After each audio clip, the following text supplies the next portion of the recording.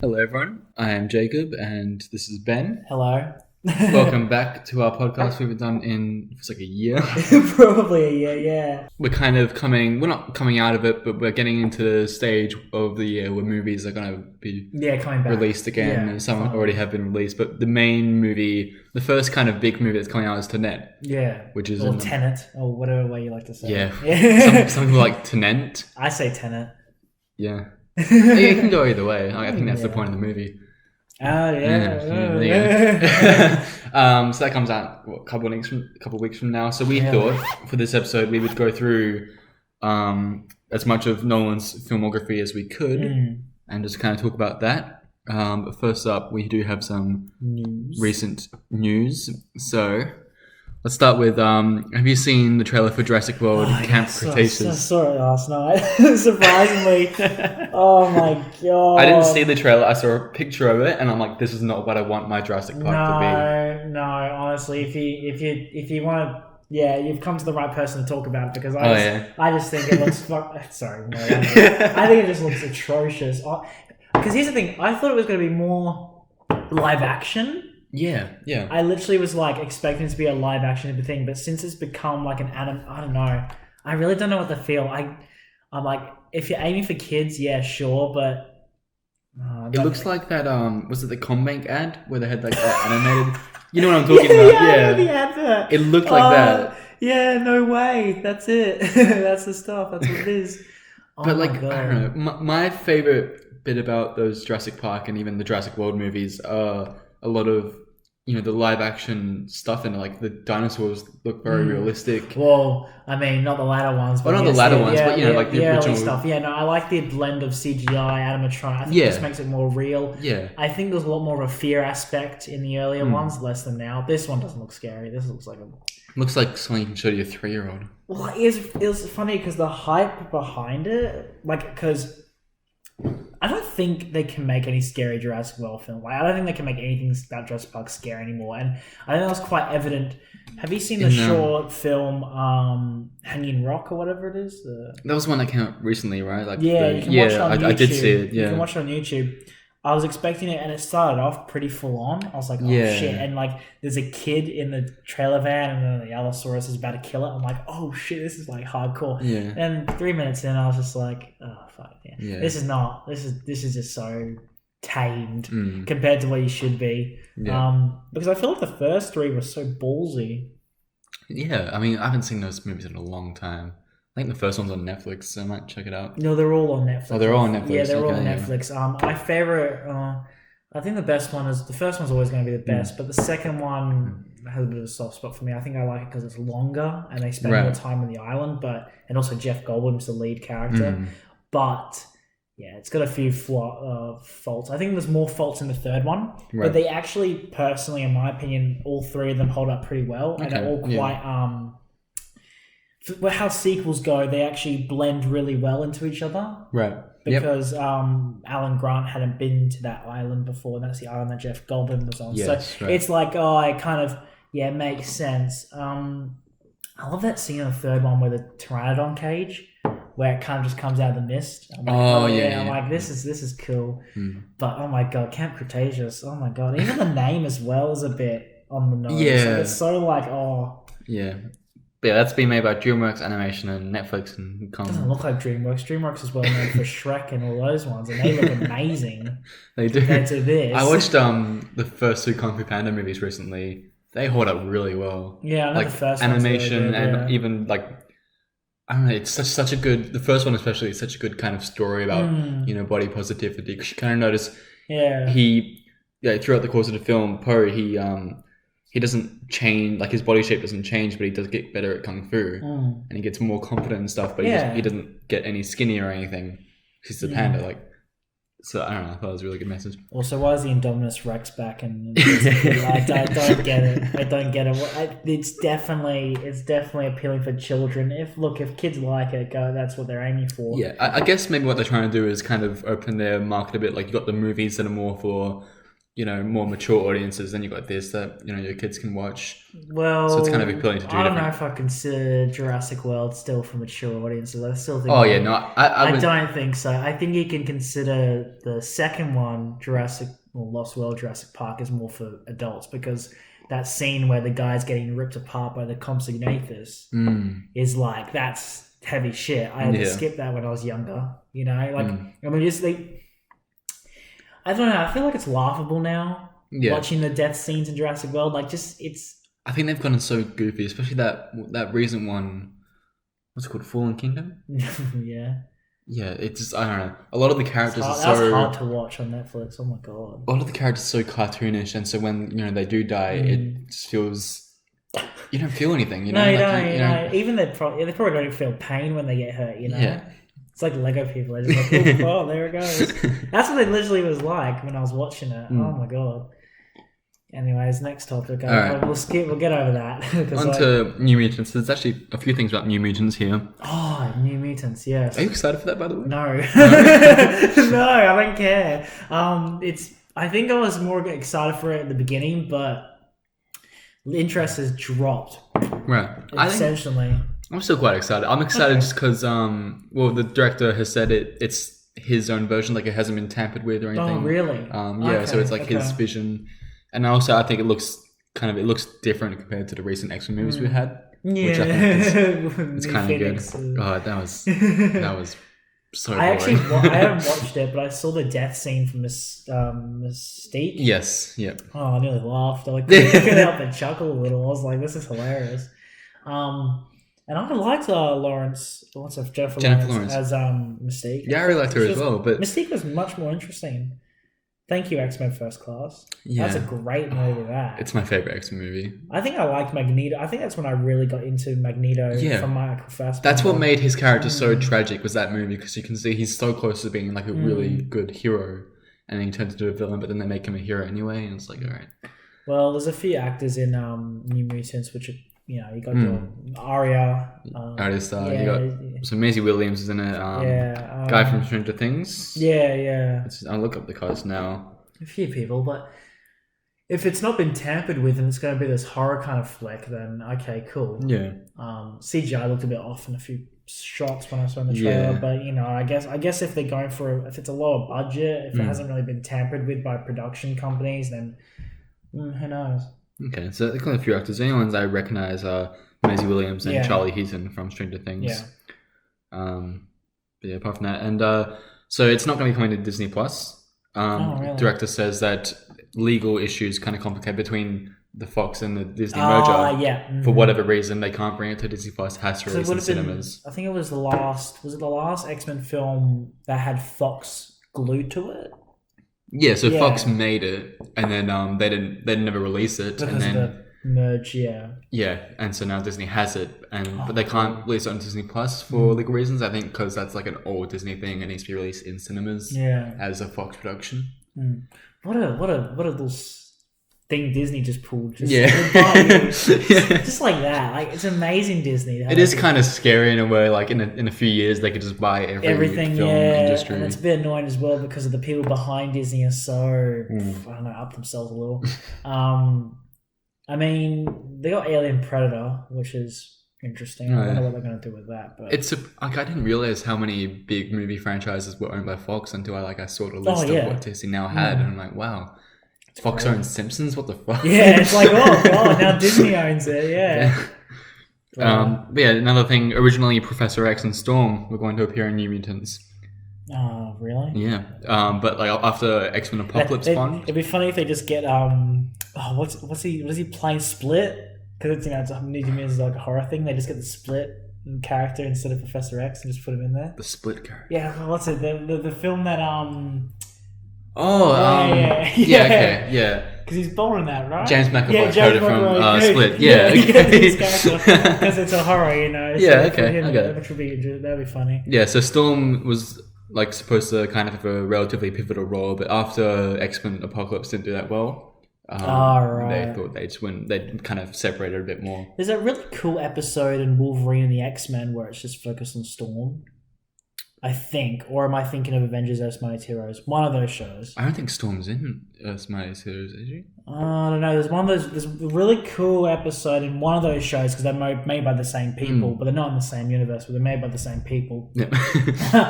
But they're not in the same universe, but they are made by the same people. I remember looking at even the credits are the exact same, which is kind of funny. But yeah, just because they're made by the same dudes. And the art style is pretty similar too. Oh, actually, it's actually different.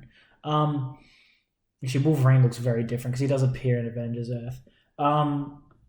There's an episode where Storm, it's like Wakanda and Storm. So I think Storm's getting married to Black Panther. Something's going on with Black Panther. Well, because they were married in the comics. Something's going on with them too. But she like freaks out and causes a big problem. And it was kind of freaky actually, that episode. But that would make sense if they brought her in. Yeah, but they're not doing it anymore. Yeah. Next thing. A sequel series to Solo: A Star Wars Story is rumored to be in the works for Disney Plus. I don't care. You don't care? I don't care. What do you think of that movie? I haven't seen it yet. Oh, you haven't seen it? No. I've seen clips. I know what happens in it, but like, I think it's worth seeing. I think the main problem for me would be... I did hear from someone recently saying, actually, you should give it a watch. A lot of people didn't like it at the time, but I actually think...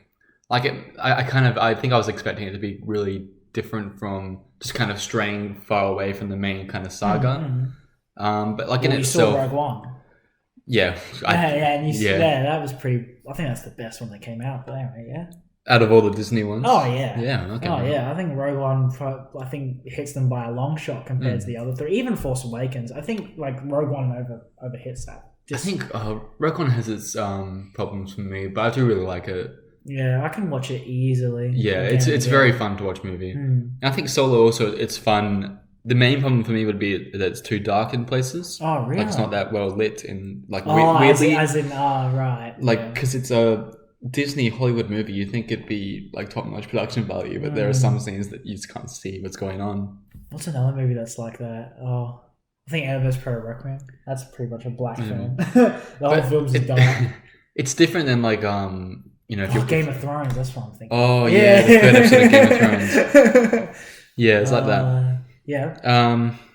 But yeah, I think it was all great, and I would like to see a continuation of that story because I felt like there was still a lot more to do. Well, I know the Darth Maul thing kind of just came out of left field. So. Oh, we have more on that as well, actually. Oh yeah. But I think like I would like to see more adventures with like Solo and Lando in that universe because I think they both played really well. Yeah. I think Alden Ehrenreich did like a really good job with Han Solo. Okay. And I would like to see more of just all those characters. Who's the person that played Lando Calrissian? Donald Glover. Donald Glover, yeah. Donald Glover's always a pretty... I think everyone wanted him to play young Lando anyway. Yeah, he was really good as well, I thought. It's interesting because they wanted young Leia played by Stranger Things girl. A lot of fans were wanting her to play. Oh, Millie Bobby Brown. Yeah, a lot of fans were wanting her to do a young Princess Leia. It would have to be really young Princess Leia. Yeah. Imagine that. She pops up in Solo. Yeah. Like, oh, God. I think that would work, but at the moment, she's too young to me. How old is she? Well, it's funny because I watched a clip from Logan and I was like, oh shit, how young is the girl now? Right. Because Logan was made a long time ago. Oh, that's, what was her name? Oh, she hasn't appeared in anything yet. Millie Bobby Brown is 16 years old. I think that's too young. And also, she doesn't look that old.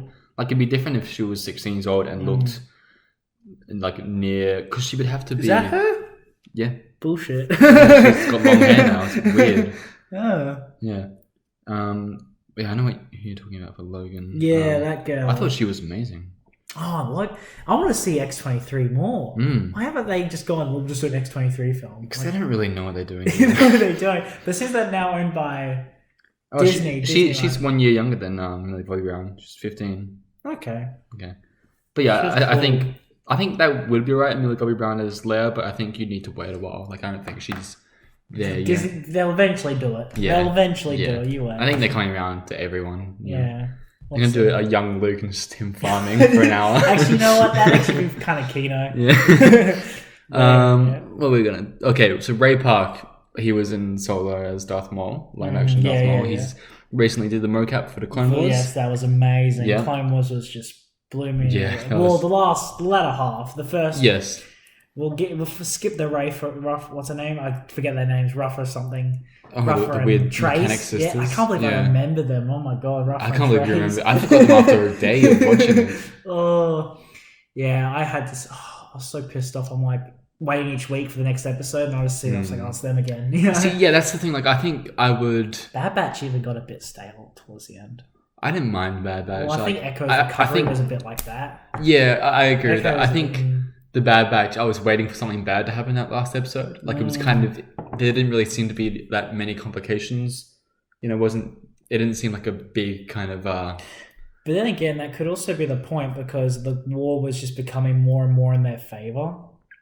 Yeah, I guess. But like, you know, you look at the... I'd say like compared to the middle storyline, like that's it was worse. Yeah. But I feel like there was more at stake in that than there was in the Bad Batch. I don't know, well, because they were captured by like criminals, that many like times. yeah. Oh my God. But I didn't really. I think there was the last episode of Bad Batch was so calm to me. I was expecting at the end for like Echo to turn bad or for something to happen. Yeah. But it just kind of trailed off. Yeah, they're doing a new Bad Batch. They are doing a series. Is, Dave Filoni's like really involved. Yeah, in it's based after episode 3.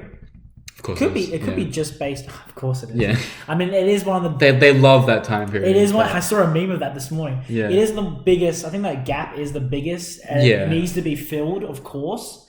I think the gap between episodes 6 and 7 is pretty big. Why don't we fill that gap? Why not? Yeah, we fill that gap. But I mean, there's been nothing going on in that gap. I think the Clone Wars gap now is becoming more and more filled. Thanks to Clone Wars. Yeah, thanks to Clone Wars. that actually got filled. That's actually I think if you don't count the 2D animated and you just count the 3D, that pretty much is all filled. 2D's not canon anymore, is it? No, but that is all filled. But what I was really pissed off about season 7, right? Yeah. I keep thinking it was season 9. Anyway, the thing I get a little bit annoyed about is that we didn't see General Grievous or any Battle of Coruscant. Like, he didn't kidnap Chance, so we didn't see that. There could have been an episode dedicated. It did feel weird that they made that 2D show non-canon quite recently, and then they didn't like do anything.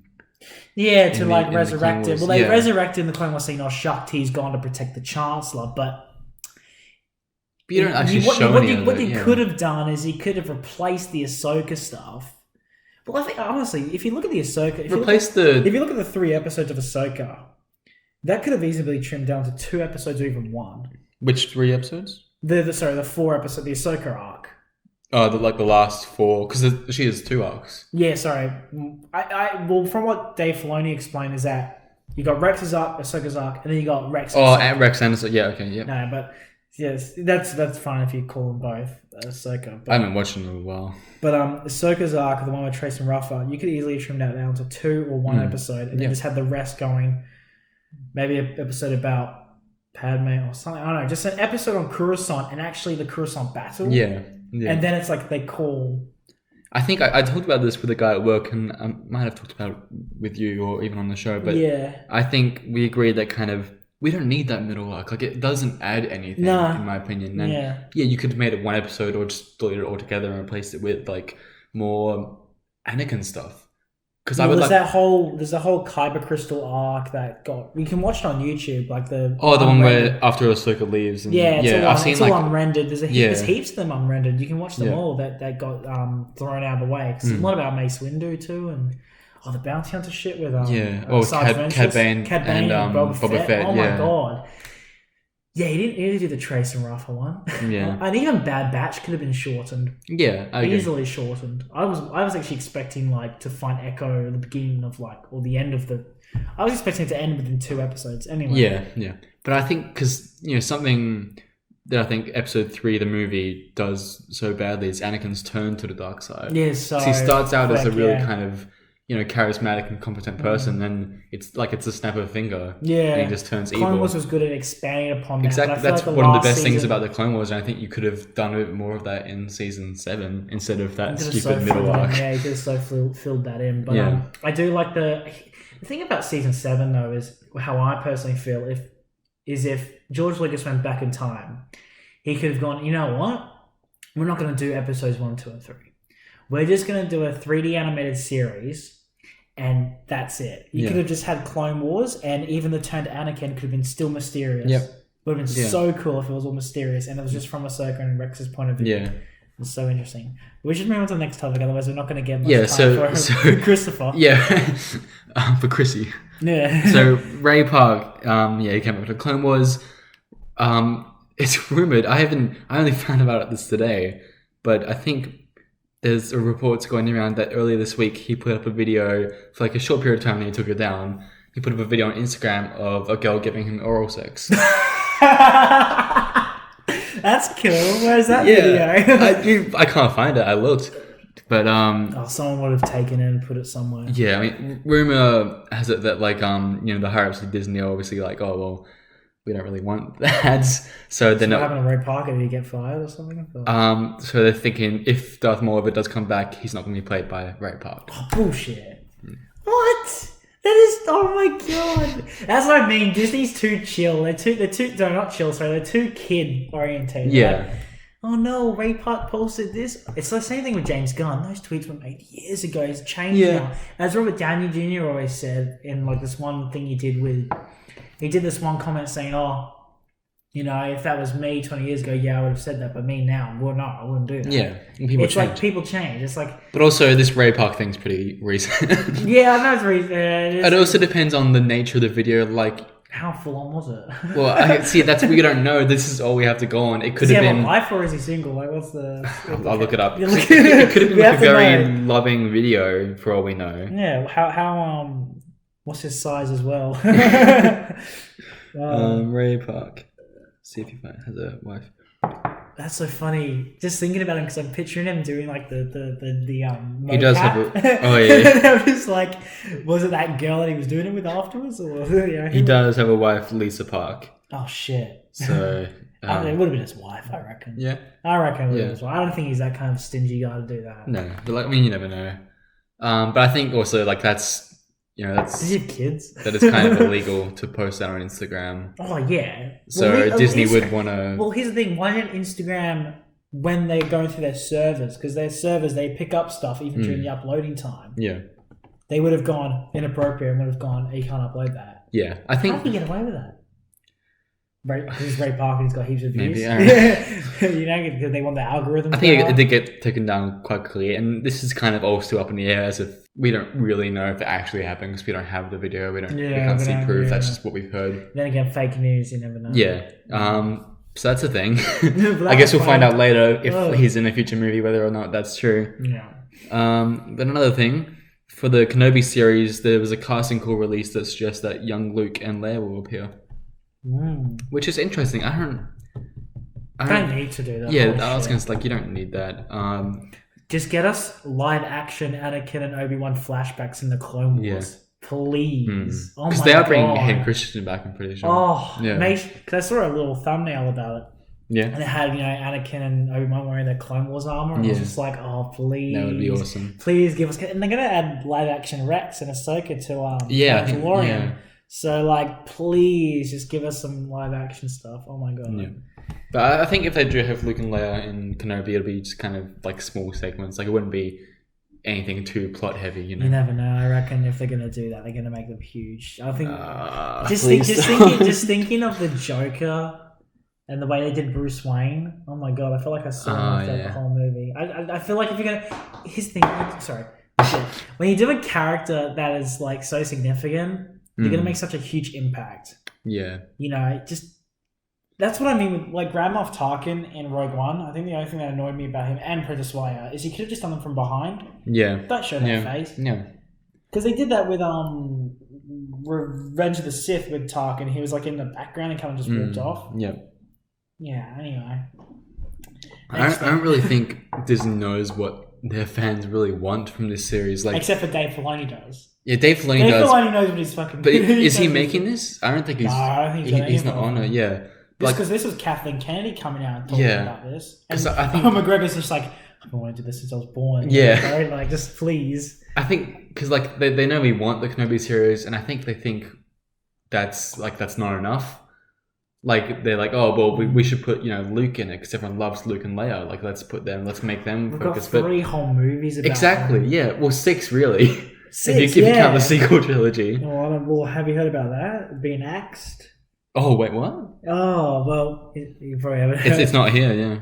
Oh, well, there was recent news that Kathleen Kennedy's been kicked out of Lucas. She's been kicked out. Right. And the sequel trilogy is actually being recanned and getting remade by George Lucas. I don't know, man. I don't know how to think about that. I mean, I want it done, but, because Dave Filoni and Jon Favreau have been talking about it going, well, look, yeah.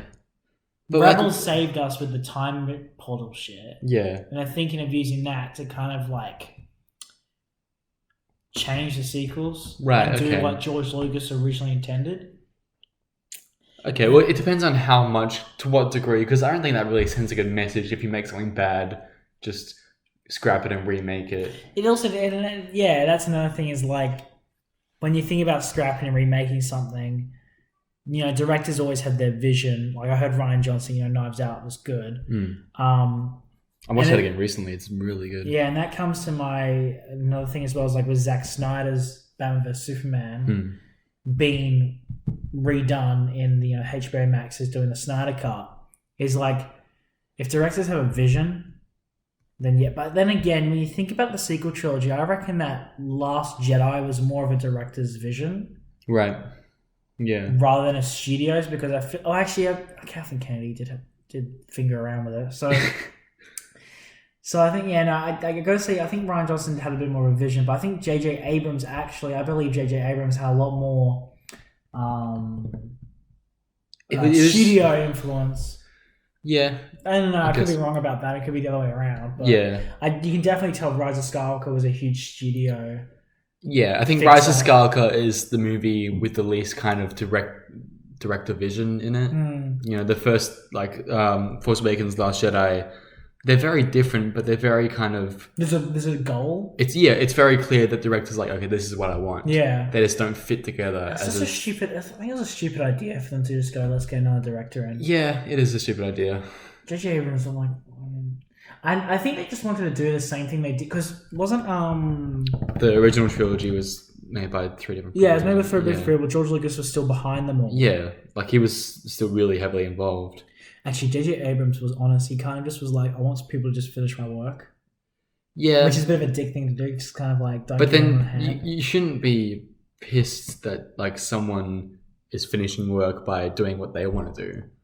So I'm sure have you heard about John Trevorrow's version? Oh, yes, yeah. Because it actually flows off Last Jedi a lot better. A lot better, but actually it's better as well. Yeah. It's actually a lot better.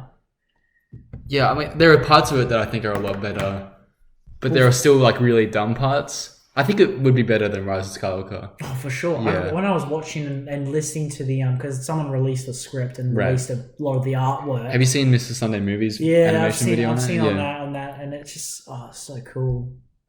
Especially the battle over Coruscant, the last battle. It's in Coruscant, and you got General Hux. All that stuff would be. It just it also has a lot of these unnecessary. I don't why. So Kylo Ren in this version, Kylo Ren finds the holocron thing, and then he goes to this other Force user master, and then he gets information, but then kills him. It just I don't know. That feels like a very kind of complicated story thread.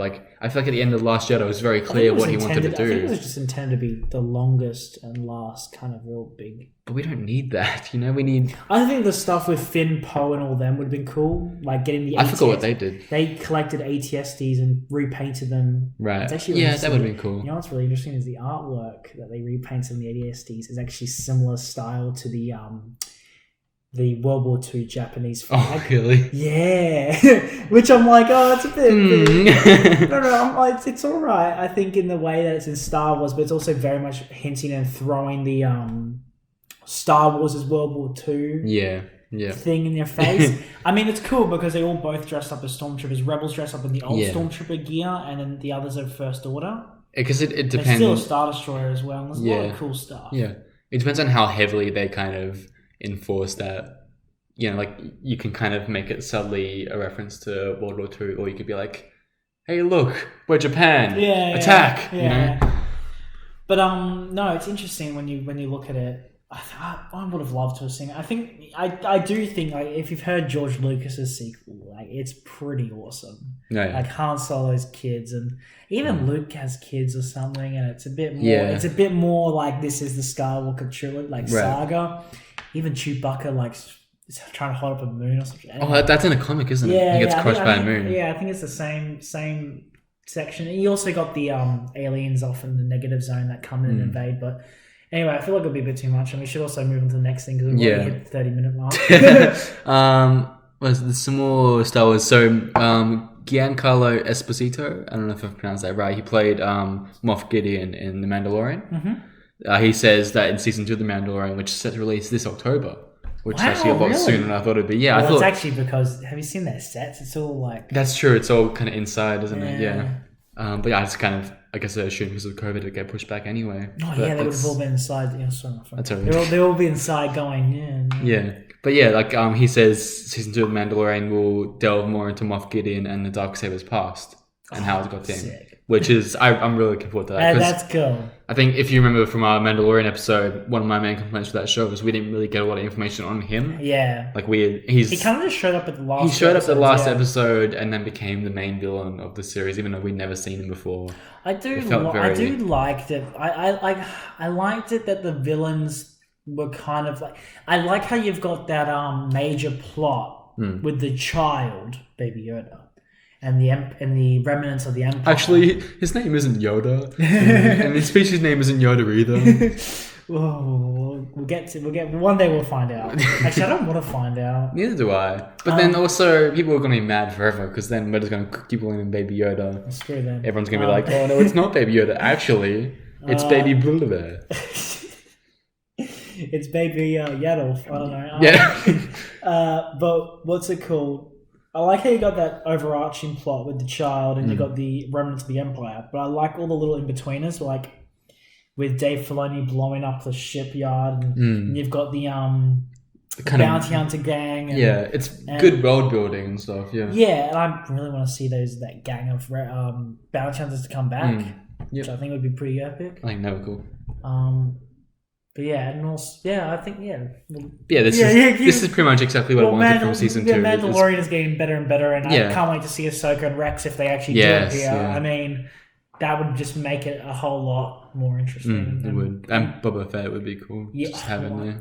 I'm like, that's Boba Fett. Yeah, it has to be, surely. Like, who else would it be? Cad Bane. Does Cad Bane have spike shoes, though? He does at one point. Oh, really? Okay. Yeah. I'd be fine with that as well, honestly. I quite like Cad Bane. Well, Cad Bane, the thing about him, though, is that he died. He died in that unrendered episode, the one but we don't 100% know. Well, yeah, because that's not officially canon, is it? No. Because it wasn't released or anything. There's a whole bunch of Boba Fett stuff that we can get into, but we need to move on. I would like to, involve that Boba Fett stuff in The Mandalorian. I think that'd be cool. Yeah. But there's a new Batman Death in the Family interactive animated adventure coming out. I saw the trailer for that yesterday. Yeah. What do you think of it? Oh, I think it's fun. Yeah. I think that's cool. I haven't seen anything on it. I don't know if I probably won't get it. We'll probably I think it's a cool idea. Yeah. I wonder if it's the right story though, because it's a very dark story, and it's very kind of to play with. Yeah, because you have the chance to change everything, and I think that's a very permanent story to have in the Batman. I know it doesn't change any of the comics or anything. That story does get changed quite a lot because if you played Arkham Knight, that changes the storyline. There's a few other iterations which change it, but it was interesting because I saw one clip that Robin turns into Hush or something. It was and then this part where he's got a bazooka. It's all you can make so many alternate choices, which I think that's cool. Yeah. I mean, who did it recently? Wasn't it on Netflix? Kimmy Schmidt. Yeah, is that game? The kid makes a game or something? Or... Oh, that's Black Mirror. Yeah, Bandersnatch. That was successful. I think it's cool. Yeah, okay. DC needs to experiment and do some stuff. Yeah, I think that's where they're heading as well with the Batman movie that's kind of outside all the other canon. Yeah. They got the new Suicide Squad, etc.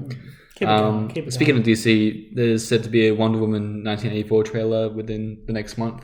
Cool. Coming, that'd be cool. With the re-release of Inception, I had no idea that was getting re-released. Really? Yeah. Oh. It's kind of weird. But yeah, we're getting a trailer for that and June possibly. which would be good because I really want to see June, some footage on those. I've continued reading the book. It is really I've good. heard June. Yeah, June's got a huge fan base and following, doesn't it? I don't know much about it except for that Timothy Chalamet's in it and it's got Oscar Isaac's in it too. Cracker cast. Yeah, that's right. I remember seeing about it. I'm surprised it's got such a big cast. I think because the fan base is really huge, they're just going, let's go. Yeah, but also like he's a well-known director. I think at this point, he's got Sicario, Arrival, Blade Runner. Yeah.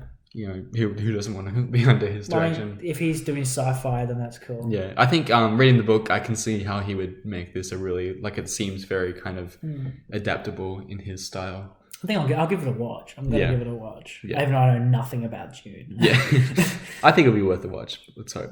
Yeah. Okay, we can get into the Nolan stuff now. Hell yeah. I'll look up the kind of order of the filmography. Yeah. So we're gonna do it. We're gonna run through them in the order they were released that we've actually seen, because there are some we haven't seen. We're just going to see the ones that we both have seen. Yeah.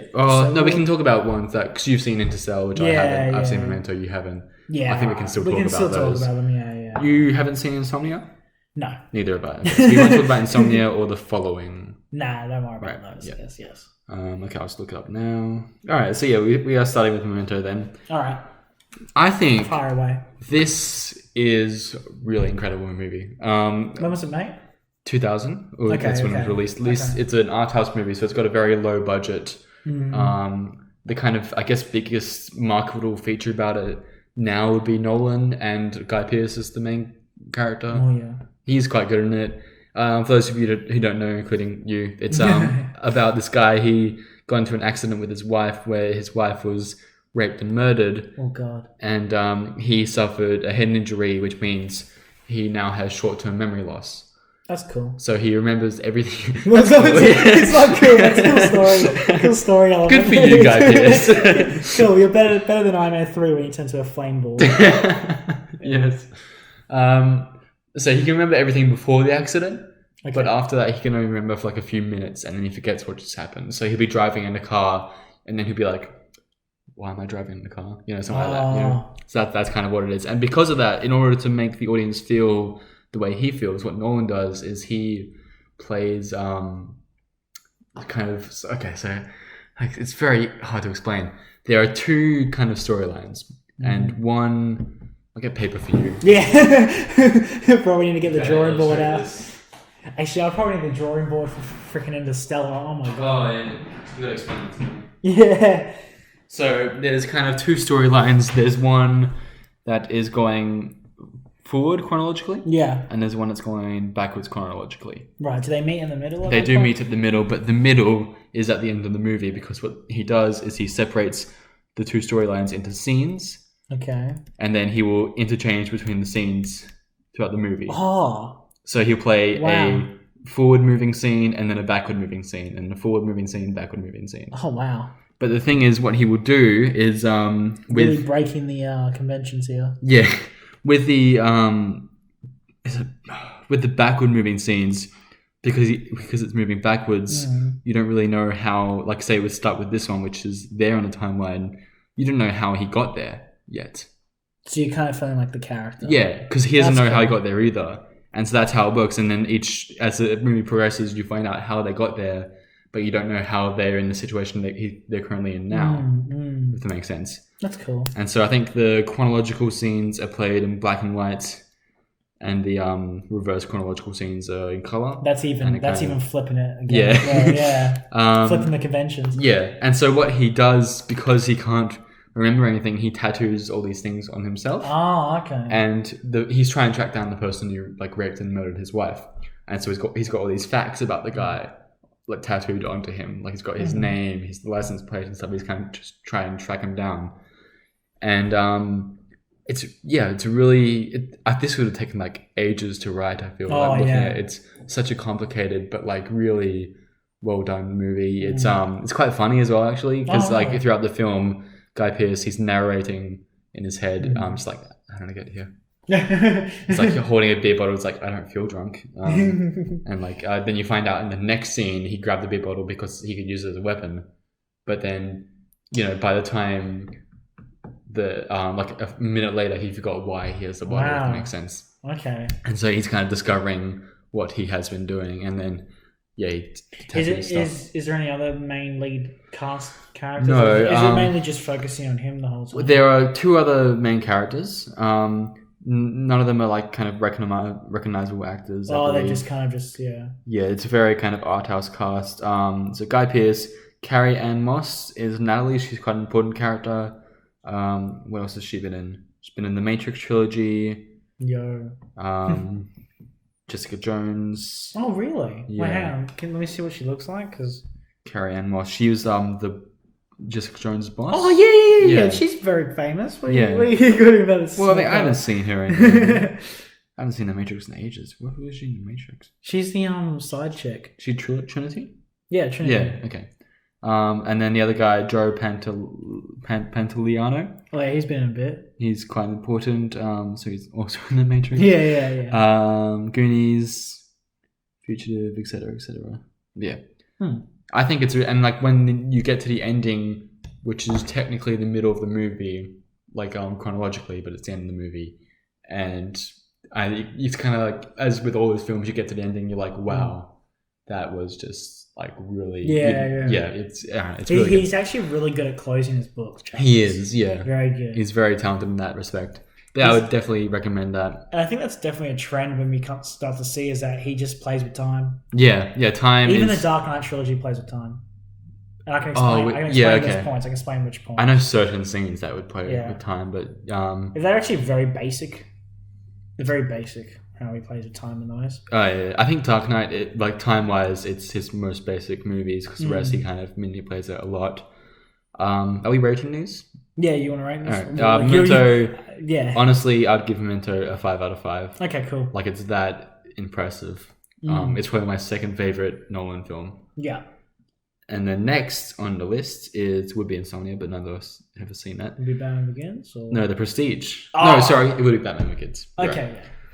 So let's talk about Batman Begins. Batman Begins. Well, DC came in and said, "Hey, Christopher, we need you to help us fix our Batman problem because with George Clooney left a bit of a stain on the toilet seat." So, I think Batman Begins is bloody solid. I really reckon it's very underrated in the trilogy. I think personally. I mean, such good. But I think it's been annoying because it started the trend of the origin story for superheroes. Yeah. And it's a very simple trend. It's a very simple algorithm that Marvel adopted and they haven't stopped using. They haven't stopped using it. Heroes beginning this and that. But I think the way Christopher Nolan films it and the way he tells it, the villains he uses as well, and the inspiration, the comic books he uses for inspiration, such as Year One and Long Halloween and bits and pieces. He just blends it very nicely. And actually, the most annoying thing about Batman Begins is the only one that actually has live bats in it. Right, yeah. No bats are featured in any of the other. I think does Dark Knight Rises have any bats? There's a movie where he calls them out of his cave, right? And they come... That's Batman Begins. Okay, yeah. Batman Begins got bats. Actually, no, what? Yeah, bats do appear in Dark Knight Rises just for like 1 minute. Yeah, right. At the end. Well, when he's leaving the pit. Right. But, and also it's very interesting because you see the actors in Batman Begins and you see those actors appear in all... I don't have a list on me, but I have it in my mind that he has so many actors he just reuses. Yeah. The most notable is Michael Caine. He's in like nearly all of his movies. Stuff, yeah. And it's interesting when you see the people who are going to play Batman. Like even the guy who plays Scarecrow was originally going to play Bruce Wayne. He is Cillian Murphy, so he is my favorite part about Batman Begins. I think his portrayal of Scarecrow is insane. I think he's really good. It does get a bit... The novelty wears off, but he does reappear in the trilogy quite often. Oh, because isn't he like stopped in like Dark Knight? Dark Knight, he pops up again, and then third one, he plays the Judge. Okay, yeah. Which is cool because his outfit in the Judge scene for Dark Knight Rises, he's got like little tufts on him. Yeah, right. Like a Scarecrow kind of look. Yeah. But he's wearing a jacket and everything. But the jacket's all torn and shit, so it looks like... I like his outfit changes over time. Yeah. But yeah, I guess it's quite hinted at the end where he's like, "Oh, Crane's still off on the loose." And it takes Batman 5 years or something to go back. Because actually, that's the true thing as well, is that the Dark Knight movies are actually set in that exact year. Oh, in the same year. Well, no. So Batman Begins is set in 2005. Right. Okay. Yep. Dark Knight is set in 2008. Yep. Dark Knight Rises is set in 2012. So there's about a 4-year gap or 5-year gap, or 4, I think, gap between them all. Yeah. It'd be 7 years before Batman Begins, or between Batman Begins and Dark Knight Rises. Yeah. Yeah. There's a gap in between, but yeah. Batman Begins has got such a cool opening with the bats. Yes, like the title. Cool. The titles each episode, each movie has a cool opening that actually reflects what the film's going to be entailing. I think. Do you have any problems with this movie? Do any come to mind? For me, I think Rachel's kind of a very. Oh no, Rachel's casting choice does. Who is she played by? I forgot. She's played by some chick, and they can't. I think they recast her though, didn't they? The recasting puts me off. She's played by Katie Holmes. Yeah, recasting puts me off a lot. I just think her character in this movie, she doesn't do anything. I don't remember. She is very stereo. She seems very damsel in distress to me. This also comes in the idea of the story. This also comes into the idea of the female character in superhero films. The trend in the very first episode, they're kind of just there. Yeah. They're just a love interest, but then in the sequels, they actually become more significant. Yeah. And probably by the third one, they're their sidekick, you know? Yeah. Well, except in the Dark Knight case, it doesn't. But they do become more significant in the sequels. Because that happens with Pepper in Iron Man. That happens with... Actually, not Peggy and Captain... Oh, no, Thor. Actually, not really Thor. No, because she leaves, doesn't she?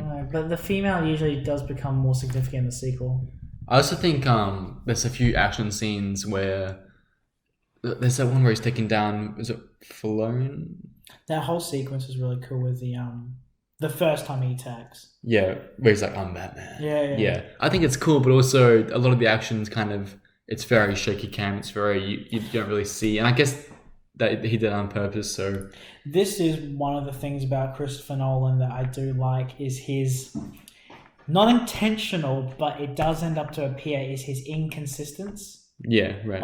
In his action, or even in scenes in general. And I love it. For some reason, I like it a lot. I don't know why. But just the way he cuts things and the way actors act or something, it just seems a bit unnatural. Yeah. And I think it also makes you aware you're watching a movie too, is that mistakes can be made. Yeah. But I don't know if it's intentional or not, because there's 1 minute like Morgan Freeman's talking, but it cuts kind of mid-sentence. Right, yeah. Or especially in Dark Knight, when Dark Knight Rises, when he's fighting guys and one guy just drops. Yeah. Automatically. Even gunshots as well don't feel finished. Yeah. Like they fire, but it doesn't look like, even they're firing, but it doesn't look like anyone added any muzzle flashes on the guns. Yeah, right. For some reason, I like it because it makes it realistic. Yeah. In a way. It's very kind of toned down, I guess. Which is I think that's a good change from... It's a good course correction from like Batman and Robin and like all that, because that was very over the top. You know, very kind of everything's flash. Very consistent in there. But I like the Dark Knight trilogy's inconsistencies, especially with their visuals as well. Because you can definitely tell different cameras were used on the Dark Knight. Yeah. And different cameras again on the Dark Knight Rises. Yeah. I don't know what Batman Begins is, but I know the Dark Knight, you can definitely tell. Even the aspect ratio is different in the Dark Knight Rises. Dark Knight. Right. Oh my god, I get so confused.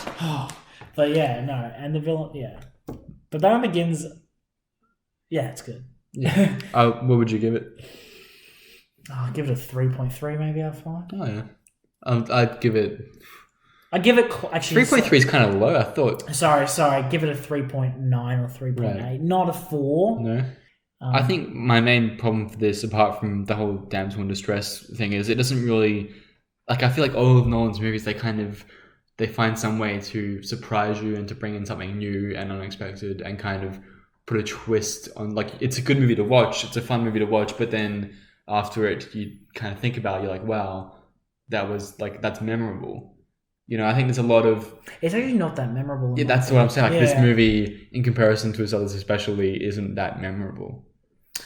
I also think it's just because I think Batman Begins is its title as well. Oh, yeah. It's not a good title. It's not a good title. I think Especially because it doesn't line up with because you got Batman Begins and then Dark Knight Rises. It should be The Dark Knight Begins or something. I have to get rid of the word begins.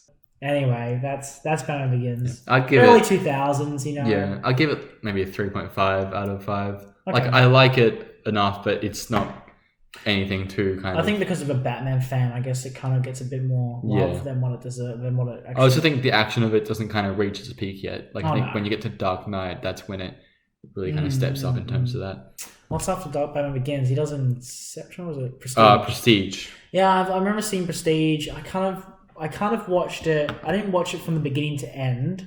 Okay. I know what happens in it though, but Christian Bale's used again, and Michael Caine's used again. Yeah.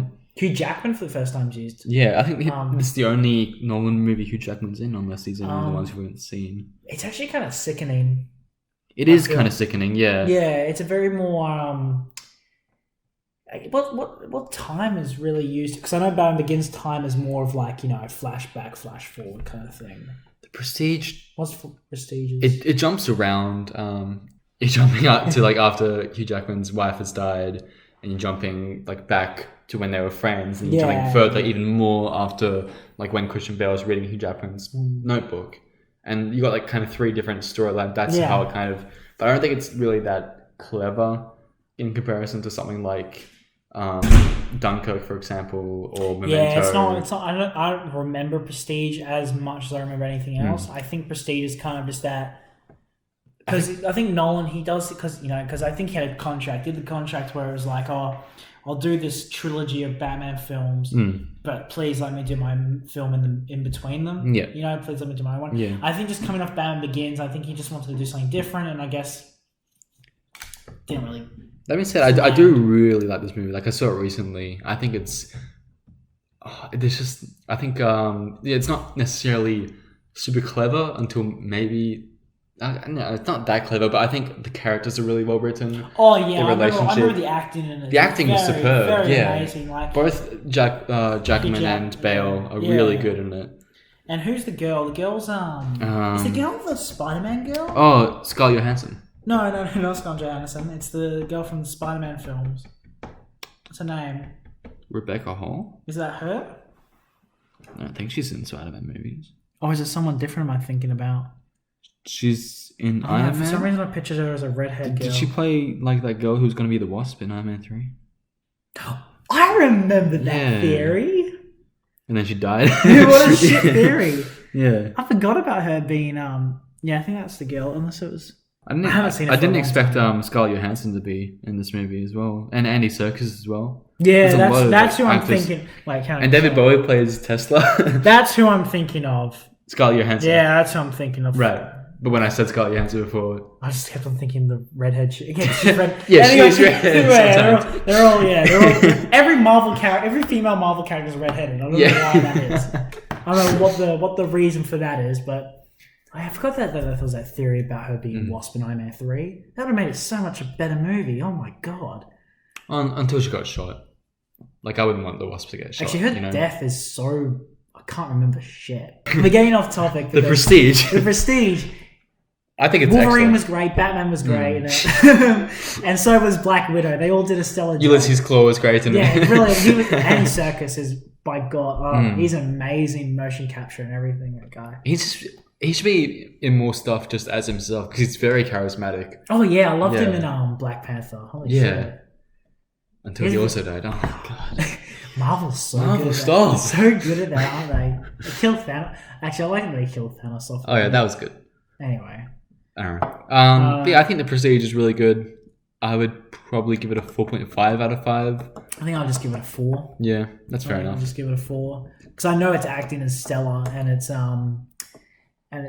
really sickening. Just especially that death of the girl in the jar or whatever I call it, a jar, but that was the water tank. Yeah, water tank. I think that wasn't as bad because you kind of expected that. Yeah, I think the real sickening moments for me are where they're doing tricks and they're stuffing each other up. He's got that. At first it's almost like the he's gun. Gonna kill him, Yeah. Yeah, and it's the gun. It's safe unless someone puts a button. And you see him put a button in the barrel, and then when they have that cage for the bird, and he pulls it too early, and the girl's fingers get crushed. Oh yeah. That's amazing. But I think on the whole, it's a really great movie. Definitely worth the watch, but it doesn't. Very, very good competitive character kind of film. Good character dynamics, yeah. I think that's probably a very stellar character film. Yes, of his. Yeah.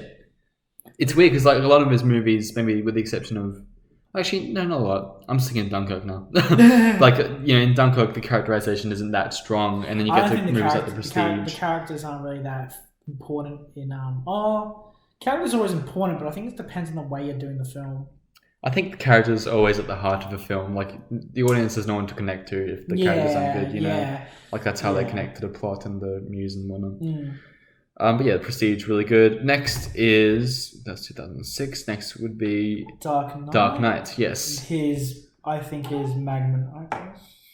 Maybe? This is when people really start to notice him. I think. I think once that came out, I know Batman had been fixed, and we had, I think, one of the best movies of 2008. It's better than Iron Man, which came out the same year. Yeah. But The Dark Knight just hit that nail on the head. And I think that's when he became famous after that. Yeah. Became famous after The Dark Knight. I don't think we can talk much about Dark Knight just because of there's that many reviews out there of how good it is. Yeah, I haven't seen it in a while actually.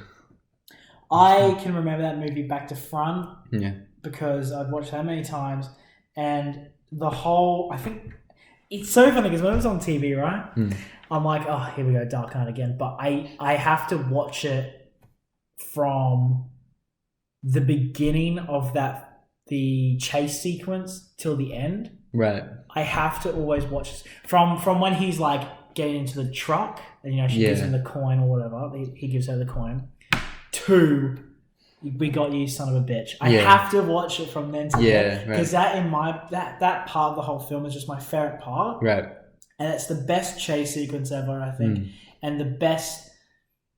I think it's so structured so well. Yeah, it is. Yeah, especially the fire truck on fire. Like, how funny is that shit? Heath Ledger's Joker, even though he's not. That's what makes that movie a notch above a lot of the other superhero movies. I think he was already really great and really well structured and like it's a really well made movie, and then he comes in, adds this whole other level to the character, to his performance. I still feel like Christian Bale's character still evolves and is still amazing, and I think, but it's definitely, I think he actually gets surprised. Heath Ledger's only in the film for like 15 minutes or less, or 8 minutes even.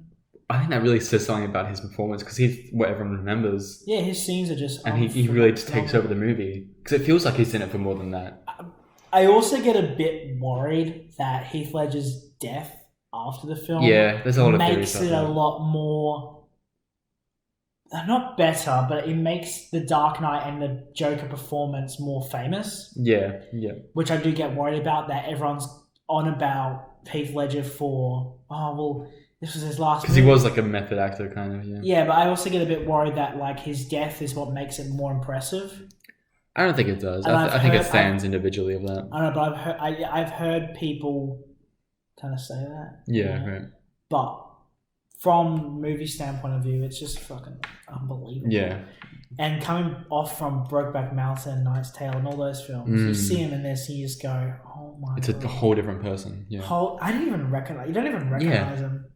He just... It was just literally his ultimate goal, and sadly he died before its release. It's funny when you watch... who's the guy that played Commissioner Gordon? Gary Oldman. Gary Oldman. He's great.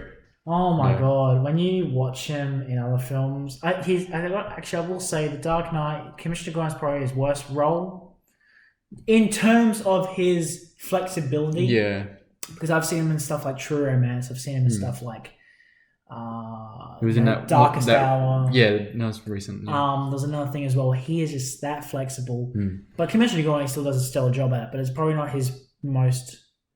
I think he's the character that I most associate Gary Oldman with. Yeah. But he is amazing at other stuff. That opening scene's really good. Dark Knight. Oh... That's just you know, really draws you. You honestly know that it's the Dark Knight when that city shot comes in and the glass smashes. You instantly know. The score is incredible as well. Like it's very. I can still kind of remember it now. The score is that bloody good.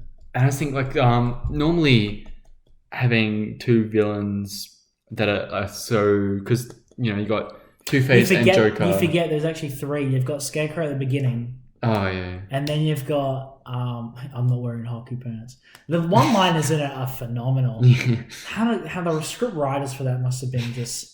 They must have been going, Batman fans are gonna love this. Yeah. They're gonna love this. They must have just. They honestly must have just been like loving it when they were making all the lines and stuff. Yeah, everyone talks Such about. competent writers. Everyone focuses on the Joker, which they should. Like, he's incredible in it. But yeah, but oh my god, there's so many other elements. Two-Face, I think, is a really good villain as well. Like his Two-Face is a brilliant villain. Yeah. He doesn't get utilized that much. No. Plays him. Aaron Eckhart. Yeah, he's done some fucking amazing stuff.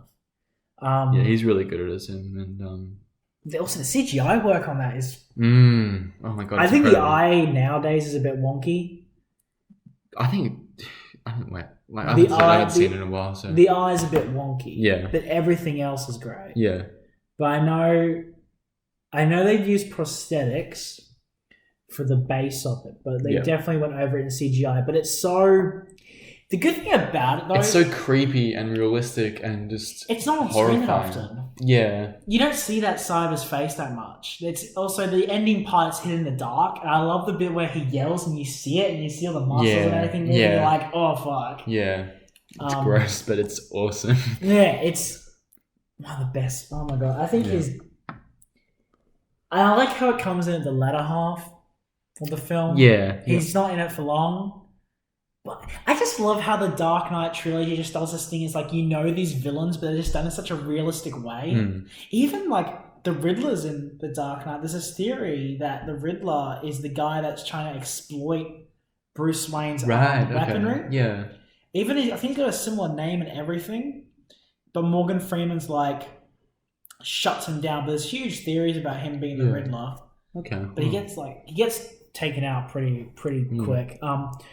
But that's what I think. I think you just get when you really start to dissect the Dark Knight trilogy, you don't realize how many villains that are actually in it and how many characters from the comics that actually are. But they're just done in such a way that makes it so realistic. Yeah.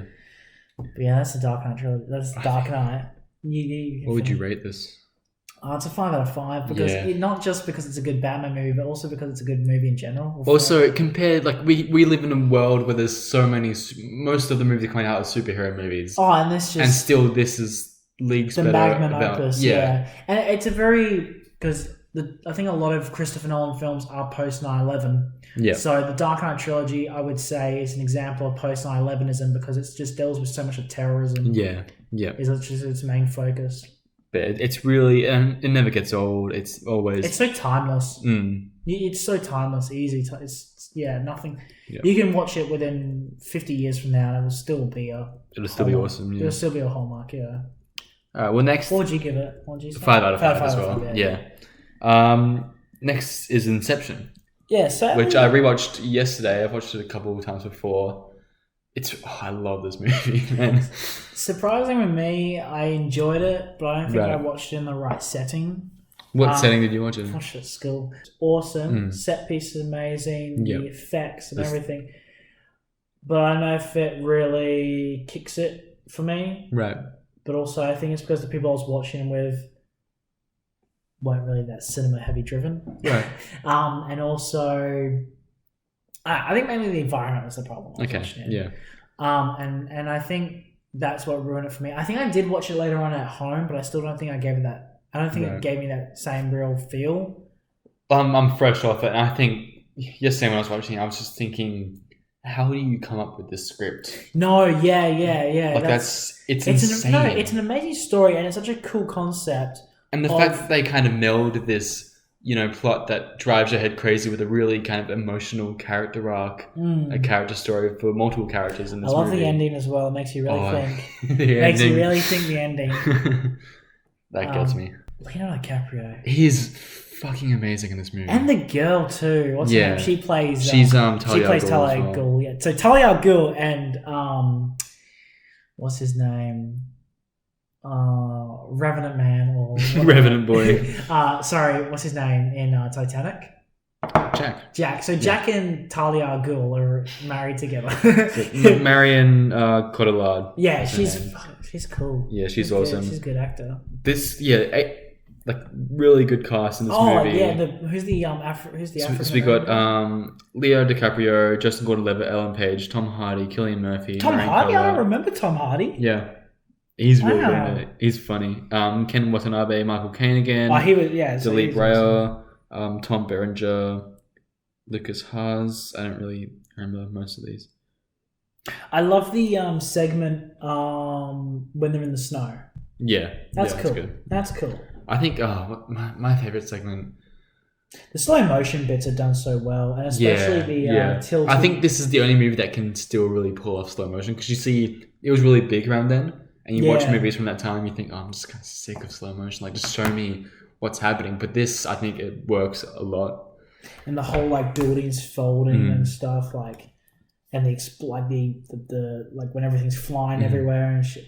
It was just, it really makes you think as well. It's a bit creepy because it's the dream stuff. Yeah. The dream stuff gets me because I'm like, oh shit, it's a bit whack. Yeah. But also, it makes a lot of sense. Like, whenever they're like, do you remember how we got here? And it's like, well, of course we just went, and they can't think of how they got there. And it's like, that's because you're in a dream. Like, you don't remember how you get into a situation in your dream. I think it's genius. Crazy. It's crazy. I think also all the dialogue is amazing. It's scripted really well. Yeah. And the performances are great. I don't really remember any huge quotes from it though. I don't think it's that quotable. There's a good quote when Justin Gordon-Levitt's trying to fight off these guys with the machine gun. He can't really hit any of them. And Tom Hardy walks along and he's like, we can't be afraid to dream a little bigger, darling. He pulls out a fucking grenade launcher. Yeah. I'm just trying to remember that quoting stuff is because the Dark Knight trilogy, I'll just say with the Dark Knight quickly, is I saw it when I was I only saw one segment when I was really little, and I walk out and when my parents are watching, they tell me to go to bed, but I creep to the side and just see a little bit. Freaked out when I saw the Joker, but that one shot where he's like, "What is that? Was that a bazooka?" and he gets blown up. That's always very vivid for me because I remember that was the first thing I ever saw from it when I was really little. So Dark Knight still has a bit of a connection. I think he does his dialogue really well in all his films. But it's all really great.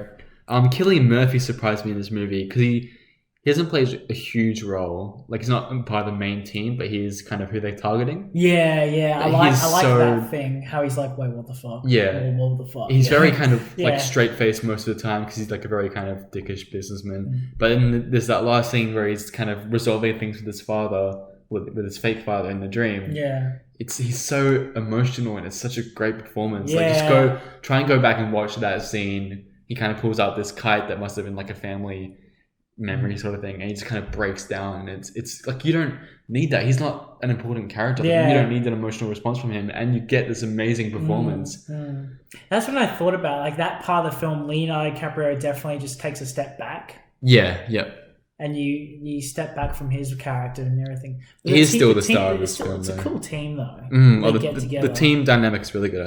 I think there's not like a single person who doesn't really belong there. That bit where sets are amazing. Like the CGI in it's done really well. Like it's done. It's just such a clever film. Also, coming back, I think it's probably one of Leo's best performances in my opinion.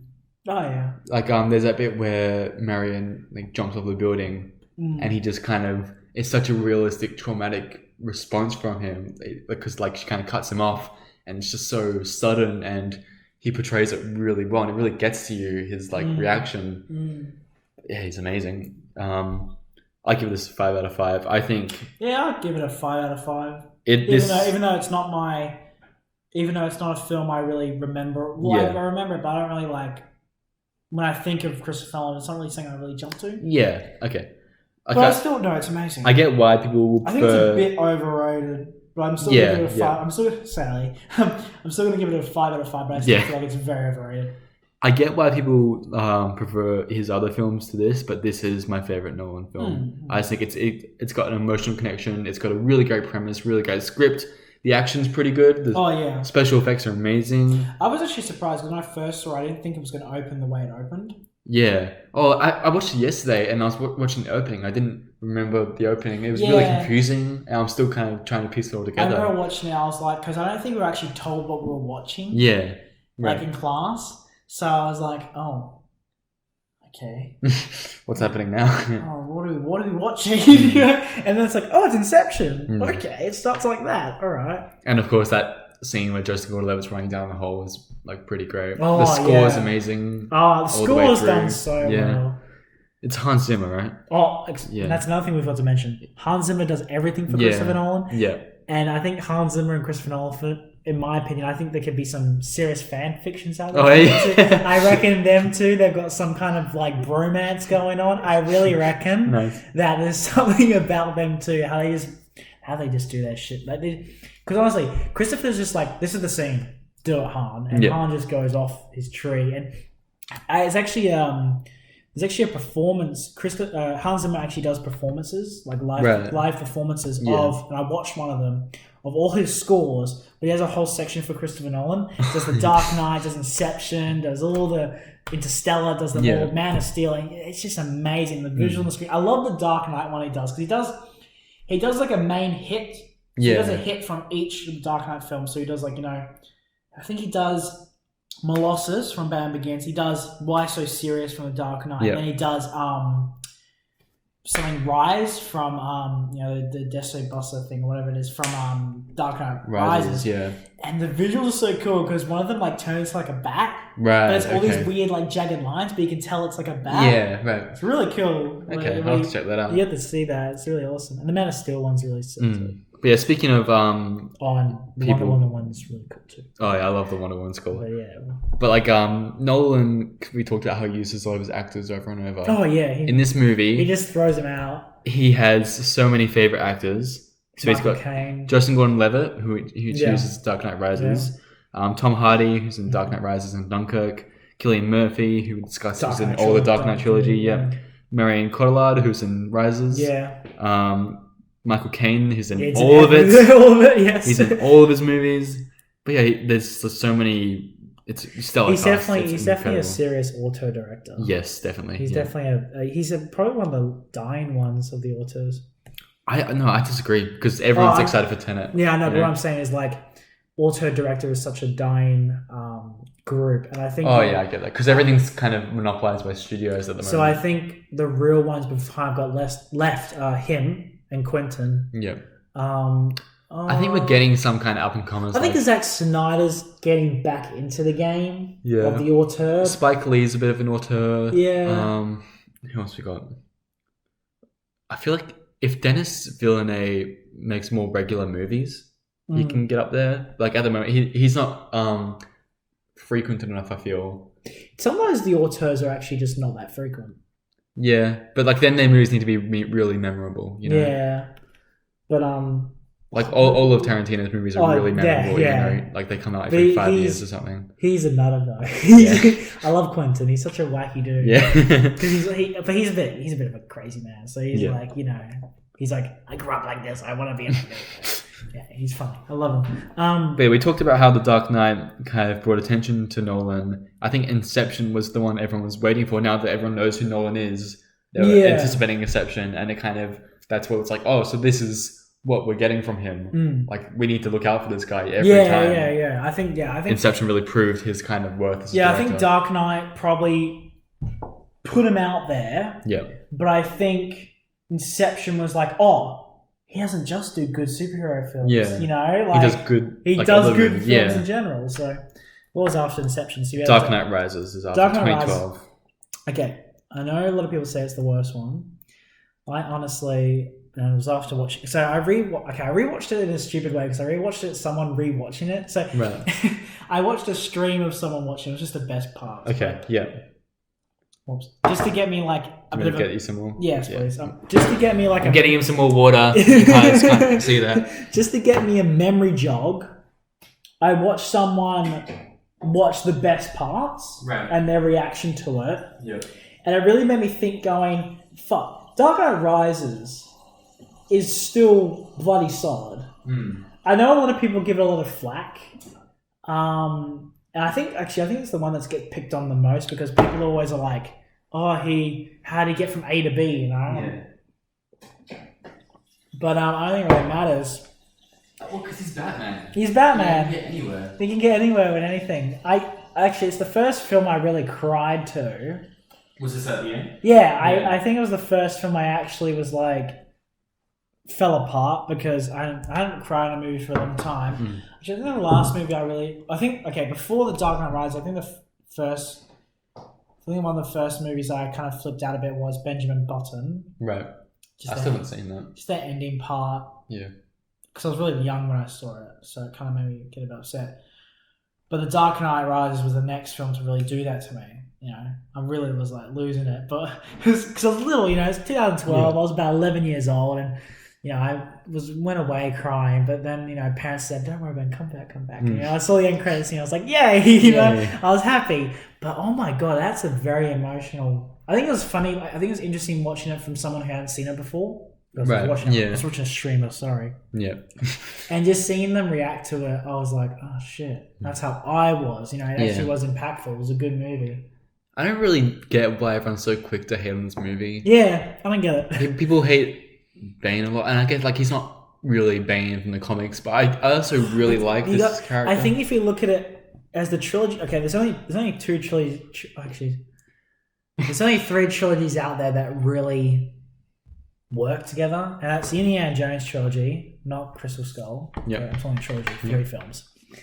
Indiana Jones, Star Wars, the originals, and this one, the Dark Knight trilogy. I believe are the best trilogies in cinema history because of how well they just blend. Yeah. And if you look, I know people have their problems with Bane, but if you look at it from like look at it from a larger lens and see the rest of the villains, you go, hang on. He works. He works for the universe. Yeah. You know, he doesn't have to be this guy with, you know, all these pipes and shit. Yeah. He works for what the... He doesn't need to be super muscular. No. Because, like, the Batman in this universe isn't super muscular also. No, he's kind of like a regular lanky, fit man. Yeah, and the Joker was just... You know, there's heaps of theories you can go about the Joker, who he was. Was he a mercenary? Was he this? Was he that? And then Scarecrow was just a psychologist and bits and pieces. Actually... Do you like the theory about the guy that's Deadshot in Dark Knight Rises? So one of Bane's henchmen has a red shirt on all the time and a grey vest. And heaps of people, actually, if you search up the cast, you'll see he's one of the people that everyone goes to. Is that a Deadshot reference? Right. You know? And that's just what keeps me going about the Dark Knight trilogy, going, there's that many villains. Yeah. I think the villain who doesn't work for me in this movie is Talia al Ghul. Yeah, she kind of comes out left field. Yeah, and like, yeah. Oh, I can get like it. She's played well enough. Oh, do you know who plays her little one when she's young? Oh, I remember seeing the face. And I was like, no way. Look at the cast quickly. Joey King. That must be it. Yeah. I remember I was like, oh shit, that's her. I don't know. For some reason, I see her quite a lot on the internet. I don't recognize her. Her? Yeah. I've heard that she's on the internet quite a bit. She was in like some Netflix show, I think. Oh, she's in a kissing booth, I think. But I haven't seen it. I know, she's in a lot of chick flicks. Aidan Gilman's in it? Yeah, he's in it. And Ben Mendelsohn? Yeah. I remember that, I think. Yeah, they're both like these business guys. Of course they are. Aidan Killian's at the beginning. Where he's like, you're a tall man or whatever. He says something. What does he say? What does he say again? You can't understand him half the time. What does he say? He's like, he's like, you remind me of Catelyn. No, he's like, I'm here for you, Sansa. I think he's like, you're a big man or something. And he's like, for you or something. Yeah. He says something like, yeah. And I'm like, that was good. That was funny. Oh, that whole opening, all real, like miniatures and stuff. It's just fucking, That's just thing. If Christopher Nolan can do it, he'll do it. Yeah. Yeah, I think this movie is quite good. I think there are some aspects that don't really work. Like Selena Kyle, I think is great. Selena Kyle, I think is good in it. Talia al Ghul doesn't really work for me. I like Bane's character, but I don't like the funny voice. Doesn't really make sense to me because it's not like something the mask is affecting. Like no one talks like that. You know. I really just think they're trying to go because he got injured in the face and shit, so he's like probably speech impediment or something. But would he talk like this? He sounds like a Sesame Street character. I honestly don't have I don't have a huge problem with it because it's become so iconic for Bane. in general. I think it's worked for being. Yeah. I know it's been goofed and spoofed Right. quite a lot, but I think without it, we wouldn't really have Bane that significant, you know? Okay. Even though Bane's actually supposed to be Batman's number one villain, not Joker. I did hear about that, yeah. I think the character himself is quite good in the movie. I just think that performance style is a little odd. But, I don't know. I can easily go past it. Yeah. I like the whole city being turned inside out. Like it's just, it's an epic finale. It's meant. I know the Dark Knight's still better than it, but it's still, in my opinion, an epic finale for an epic trilogy. Yeah. In my opinion, I think the Robin stuff is a bit forced with Joseph Gordon-Levitt. Yeah, he's good in it though. He's good. He's a good character. I can easily. There's a lot of things with the Dark Knight Rises that I can easily just go, that's you can passable. do without that. Yeah, I think being a Batman fan, a very big Batman fan, it's quite passable for me. Yeah, I'm like, it's an easy pass for me. That's an easy pass, you know. I'm trying to think of something I really did. I like the young Liam Neeson, Ra's al Ghul stuff. Right. Yeah. I like a lot of that. How Ra's al Ghul's a big important thing, but I do wish there's a little bit Dark Knight. Actually, you got that with Harvey Dent. Yeah. Now there's still a bit of a Dark Knight impact. I think it hits a lot of good emotional beats especially between Alfred and Bruce. Oh well, man, my parents, I remember, were very upset about that. How that was such a clever. That was a clever idea to go. Yeah. Alfred's like, I'm done with this. I can't do this. And it makes sense. Yeah. You know. And, I think this is one of Michael Caine's better performances in his movies. Like in a lot of them, he's good, but like he isn't really that noticeable. I think you remember him in this movie. You really remember him more in The Dark Knight Rises. And in another movie, which we'll talk about in a second, I think it's quite good. Yeah, but oh my god, just Dark Knight Rises, I still think is such a great film. I just remember the hype for it. And I think that's what kind of hurt it a lot, because people were so hyped after The Dark Knight, and then it wasn't, like, it's good, but it doesn't really go up like far and beyond. I think the music score is cool. I remember the score for this movie more than Dark Knight, actually. I think. Yeah, I think it's got such that chanting sound is so. I think it's such a. I don't know. There's something about it. I know a lot of people have the problem with Batman's not in it that much. Yeah. But I don't have an issue with that. Yeah. It's not really meant to be. It's meant to be. You got to also remember that. Batman is Bruce Wayne. Yeah. So it's pretty much Bruce Wayne's, story. Yeah. And Batman's just like his persona that he puts on. Yeah. And it's just that all ending. I think the pit also is kind of, it's a bit hit and miss for me. Drags out a bit. It just, he knows. Stop interrupting me, Ben. Yeah, well, he knows. Yeah, he knows what I'm going to say. He's like, don't you dare. I just think it's a bit kind of, the way he gets out is a little bit convenient. I feel like if he can get out the way he did, surely someone else in that pit can get out, right? Yeah. Like, the little girl got out, and I think it has a lot of it is to do with thought. I think a lot of the Dark Knight Rises, I think its big its big theme is willpower. Yeah. Yep. I get that. Yeah. I think Bruce Wayne was like, I think he just had enough. He's like, this is it. No, sorry. He's had enough. He goes for it, but he doesn't. He just wasn't concentrating enough.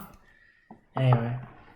Oh, there's I was listening to like a podcast that was talking about this, and they kind of brought up the fact that there's like one funny line when Batman returns to the city, and it's like, oh man, and he goes to fight Bane. And Bane says, oh, so you've come to die with your city. Yeah. And then Batman goes, no, I've come to stop you. It's like, he knows. Why else would you be here? That'd be so funny if Bane was like, oh, what the? Wait, really? Like, oh, really? I think also you gotta remember it's a superhero film. So, like, the thing about the lines are gonna be fairly corny. But the thing about The Dark Knight is, it's a silly line, that one. Yeah. I was surprised how many deaths were in it, because that commissioner guy, the replacement commissioner or something, he died. Right, yeah. I love Commissioner Gordon. Because they sent all their policemen into the caves, didn't they? Yeah, but then they all get out, and then it's like a massive battle on the streets. Yeah. I love the torn flags. Here's the thing: I watched because with my copy of The Dark Knight Rises, I got like a behind the scenes. Yeah, right. Oh my god! so interesting. It's so cool. When you actually start to really get to know Christopher Nolan when you really see that. Right. His behind the scenes, his methods and everything, especially the torn American flags and he doesn't sit down on set. No, he doesn't have any chairs or anything. Yeah, he doesn't. That's right. I remember hearing about that. He doesn't have chairs. It's so bizarre. No, because he wants people to be there and keep on moving, keep rolling with it. Yeah. Unlike who's an actor? Who's a director that would really have chairs on set? I feel like Martin Scorsese would. Oh no, Martin Scorsese, but he wouldn't have chairs. He'd have like lounges and stuff. Oh yeah. No, he wouldn't have lounges. He had offices. Like everyone had their own office. Yeah. So it'd just be like, okay, we need to talk about your character. So he does this. Yeah. But no, I have to give. I'd give it 3.5. I think it's about as good as Batman Begins. I don't know. I give it a 4, Yeah. 4.5 out of 5. Yeah. I like it that much. I get that. Yeah. I think because I was a little bit older and I could understand more. It's a very enjoyable movie. Like it's. Yeah. Like I have problems with it, but it doesn't really detract from how much I like it. I think I would definitely the Batwing watch thing's it. cool. And Yeah, I like the big like fire painting on the building. Oh yeah, that's amazing. I think it's got a lot of like symbolic parts to it, which really I love the cracking of the opening with the cracking of the ice and the cracking later on when they're on. Yeah, there's always something that links to the title. Yeah, it's the finale's great, sad, it's beautiful, but the ending cliffhanger's a bit. I don't know. They're not going to do anything. I think it's a bit past that now, aren't they? Yeah, I don't think anyone really. At the time, was it like a controversial ending? Like, were people kind of mad about it? There was a lot of fan fictions afterwards. Between Bruce and Alfred. No. There's fan fictions about like what happened next. Oh yeah. But I do like the opening to kind of be a bit because you never know, maybe the cops all used it as like a base of operations or something. But then again, there's no real crime. I feel like the Dark Knight Rises had such an impact that crime just didn't become a thing anymore. Right. That's my theory on the take. That's my take on it. That Gotham was fixed in the end. Yeah. But let's move on to the next one. Next one was Interstellar, I believe. But also, I do want to hint. Lastly, just to wrap up superheroes, so we don't really get back onto so we don't get onto them again. Yeah. He did produce Man of Steel, right? But I think a lot of people thought that The Dark Knight Rises was gonna be in the same universe, like it was gonna cross over into the Man of Steel, and especially because they're so tonally similar. Yeah, and I think they were like, "Oh, we'll bring Christian Bale back," but then when Christian Bale didn't get bring back for Batman, Ben Affleck, he was like pretty pissed off. Yeah. I don't know, because Christian Bale is a bit of a... I don't know why I heard something else. Yeah. I heard that he like didn't like it, like he was kind of fed up with it, but yeah. No, I think there's a bit of both. I think because Christian Bale is can be a bit of a nut job. Yeah. Because I think he was fed up with being Batman, but he also didn't want anyone to take his place. Yeah. Bit of that stigma, you know? It's almost like if... See, it's like when you're done playing with a toy, but then someone else plays with it, and you're like, no, I wasn't done playing with it. Yeah. He's got that mentality, I think. So, like, I know Zack Snyder's got a bit of shit, but I like Man of Steel. I don't like its ending. I think I don't think I've seen Man of Steel. I've seen like a lot of clips from it, but I've actually never seen the movie all the way through. Man of Steel is really cool. I've heard it's one of the best, DC movies in this new kind of slate of.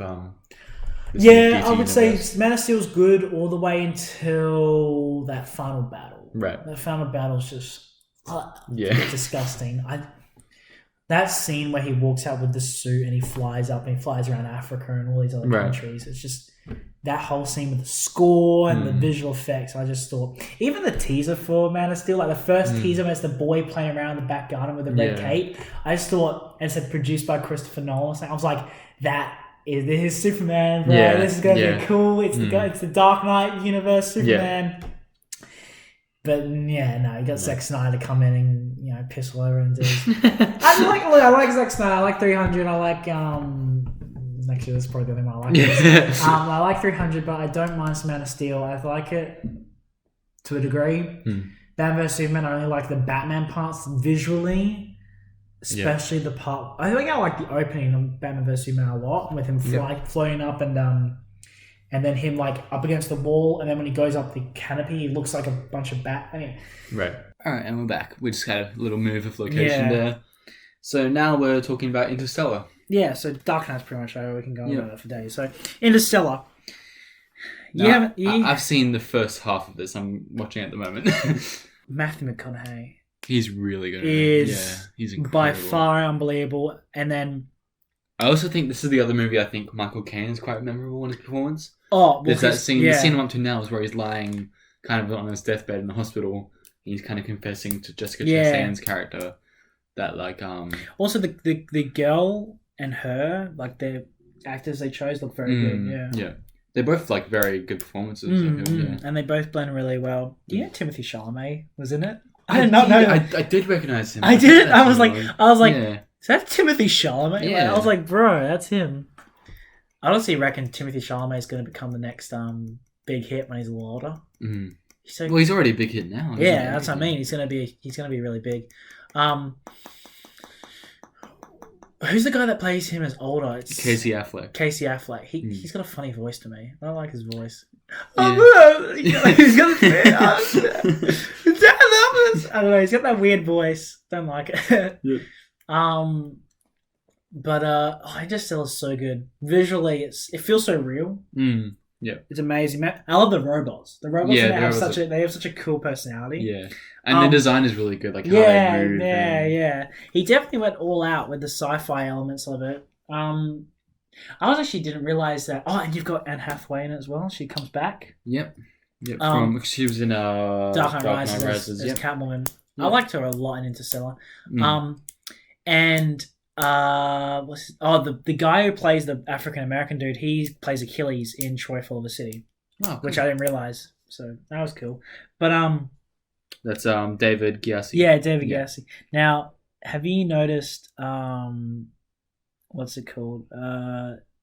If you go back into your, I know it's Matt Damon. Yeah. Because I'm not up to that bit. Yeah. Whoa. I don't want to. Is he good in it?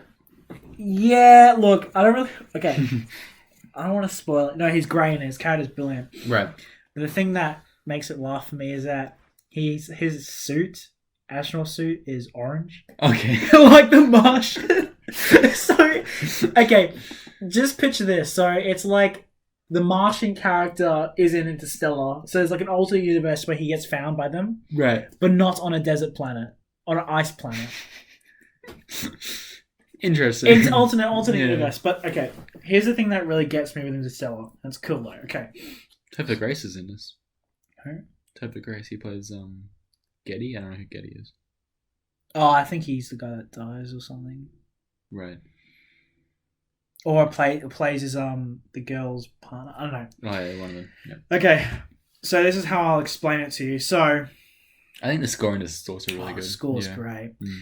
So. Okay, this is going to get... this. All right, so we know Memento was confusing. Yeah. Wait until you see this. So this is more of aware of it. So this is not so much... It's not filmed... It's filmed in sequence. Right. But the way it's set up is that... So... Alfred sends Matthew McConaughey and all these people on a mission to go find planets for them to go back because Earth is dying. Yeah. They go out there and they follow these beacons, but in order to get there, they have to go through a black hole. Mm-hmm. They go through the black hole and they find these things, but I've already lost it. Okay. The only thing I really remember is the ending, because the ending, he gets put into this space. So they realize it's dead end. She tells them, guys, this was all a dead end. Yep. The equation's all messed up and everything. What she actually does, so then what Matthew McConaughey says, he's like, okay, well, this is all a failed plan. We got to get out of here.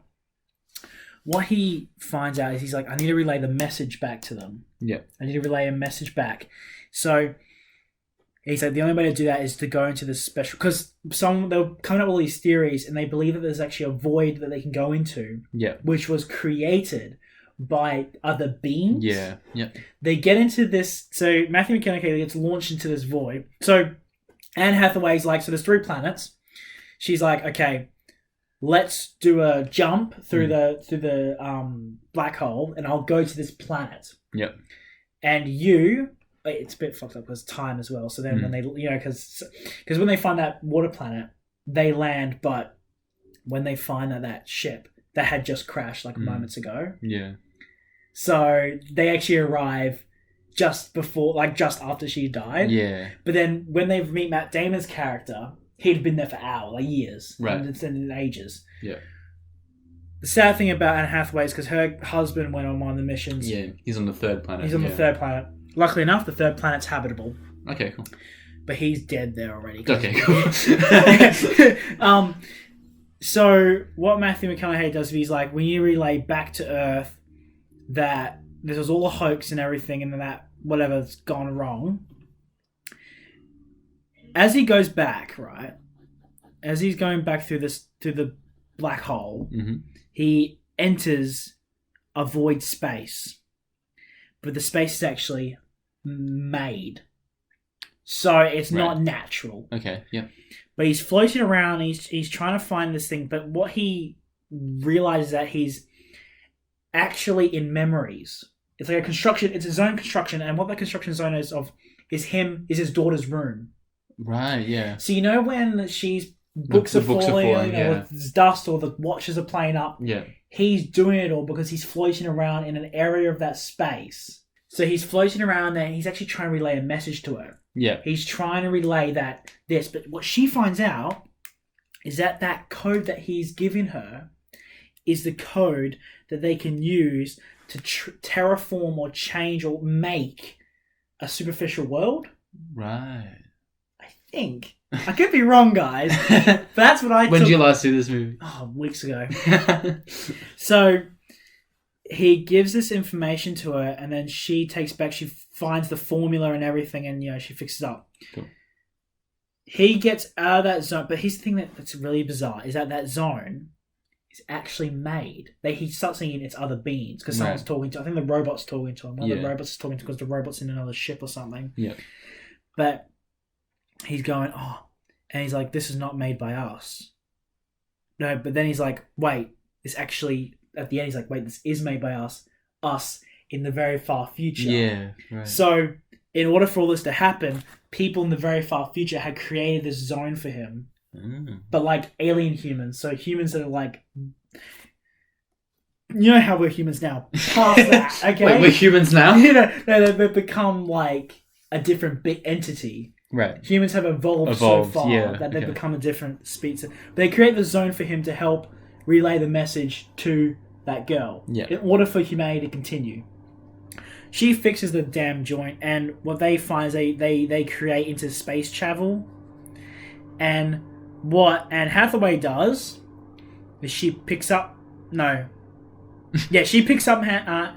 McConaughey. Matthew McConaughey goes back, but then he gets put on this like ring world, right? Halo. He gets put on this Halo world, which is made by humans, and it's like a temporary space for people to live. There's like 10 or 15 of them, and they're all spread out throughout our solar system. Yep. So he's actually on the one because so they use the black hole formula to create these special spaces that people can live in. Yeah, right. So the space that he's in is actually the one that he traveled through, and it's named after him. Right. Because his daughter had named everything. Yeah. He goes sees his daughter. His daughter's like an elderly lady now. Yeah. And it's a bit sad, but everything works. But then what he finds out is that Anne Hathaway, after she dropped him off, actually kept on exploring and went to that third planet, and it's habitable. Okay. What he does is he finds out about it. He jacks one of their interdimensional space travel, like slip space travel, like ships, jettisons, and one of the pilots is like, where the fuck did that ship go? But he actually goes to visit her on that planet, and they become like an Adam and Eve. Oh, okay, wow. Because she's there to repopulate. Yeah, lucky nice. Bugger. Yeah. But what's his name? Just saying, spoiler alert, Matt Damon's the one that's like tries to stop it all. Okay, yeah. Because he knows the fact that actually what Alfred was saying was, they were on a suicide mission. Yeah, yeah. But yeah, that's that. Oh. Good movie. It's fucking brilliant. I don't give it a rating just because I haven't finished it. But I'm really liking what I'm. It's really good. Honestly, I probably have explained it really shit. Like, I honestly, that's the best I could come up with. I reckon when you watch it, you're gonna be like, "Oh, Ben was actually wrong." But but that's from what I can remember, that's the best I can explain it. Oh yeah, no, it made sense to me. But yeah, I've seen it. Looks really good. Like the CGI is amazing in it. Well, a lot of it is practical because in that ship is so the ship that they're in. That's a holograph screen. Right. There's a screen outside, so they built the ship. Yeah. And everything. But I mean, like the planets, like that bit with the waves coming. Oh yeah. That's like amazing. That's amazing. Yeah. And we already talked. The robots look amazing. I think it's just really well shot as well. Like when on the farm, there are some beautiful sequences in there. Yeah. Doesn't really feel that far in the future though. No, it doesn't. Yeah, it's kind of scary. Yeah, which annoys me. I think that's because it's far in the future, and it's gone to a point where like they've stopped kind of producing technology, and now everyone's farmers instead of like engineers and stuff. Like that's what they're talking about. So that's why everything kind of looks not that far in the future. Yeah, it's kind of very plain, because everything's kind of evolved at a certain point. But yeah, so that's Interstellar. I give it about maybe a 4.9. I'll give it a 5, maybe 4.9. Nice. Actually, I'll give it a 5 because I think it's just clever. Yeah. It's clever, but it also makes you feel like it's a very emotional movie. It's very emotional. So far, Oh my god, it's crazy emotional. But the thing I hate about it is that you watch it. And you instantly after you watch it, you know everything about it. But then after a couple of weeks, when you try and explain it to someone, you're like, "Hang on, I'm a fucking retard." Yeah. The movie's smart, but you're not. In the end of the day, but no, it's very very good. Well, I will rate your explanation a 5 out of 5 as well. Yeah. Now we're on to the Dunkirk. The final thing before Tenet. Yes. You saw Dunkirk in cinemas? No, I actually watched it while I was camping with family friends. Oh yeah. What do you think of it? Blew me away. The only thing that annoys me is I think some of the characters you really hate. I hate some of the characters. I think some of them just seem like idiots. Yeah. But I do like. I think maybe its scale feels a bit too small. Right. Okay. Because I know I've actually seen photos of the actual beach itself. Yeah. Fuck, there's a lot of people. Yeah. Right. I like the time splitting. I think that's probably the best part about the movie is that how he plays with the structure of time. Oh yeah. And I think it's I like really the ticking thing, the tick. I think the sound design and the score in this is also really great, and it kind of really draws you into this chaotic like war experience where you can die at any moment. That part where they're hiding inside the boat gets me every time. When the bullets are ricocheting and it's like that clang. I love how you don't see the Nazis until the very end. Yeah. And they're actually blurred out at the end, which is really cool. It gives the fear. And they always call them the enemy. They never call them Nazis. They just call the enemies coming, right? Yep. I like the kind of metaphor of how the French were left behind when they were escaping the boat. And that one French guy was left behind the boat. He uses Tom Hardy again in this film. Tom Hardy's so cool as the pilot. Yeah. I think it's really kind of... I think the time structure of the film is really clever. You're watching it and you kind of notice how they kind of... Like the plane flies over the boat. Yeah. And you're kind of like, that looks like the same, but it can't be, right? Because that's... And you kind of... You finish and you realize, oh wait, it was all kind of happening at the same time. Well, I think it's the plane scene is about... The plane's a day, the boat's a week, and... the plane's an hour. The plane's an hour. The boat's a day. The boat's a day, and the rest of it, the soldier stuff is a week. Was that main character, was he a mole? What, sorry? I'm still, because they give each segment their own name. So there's the plane, Oh, the boat, he and was the mole. the mole, because didn't he, like, change clothes or something? Yeah, but, like, why, was he a mole just to escape? Yeah, okay. Because he was a... Oh, no. His buddy was a mole. Because remember, he was like... Because he went to go take a shit. Right, yeah. Or whatever he was doing. He went to go take a shit, but then he saw next to him someone burying someone, and that person was wearing the clothing. Yeah, It's like he wants to escape. Yep. I can't remember what happened to that character, though. I think he might have died.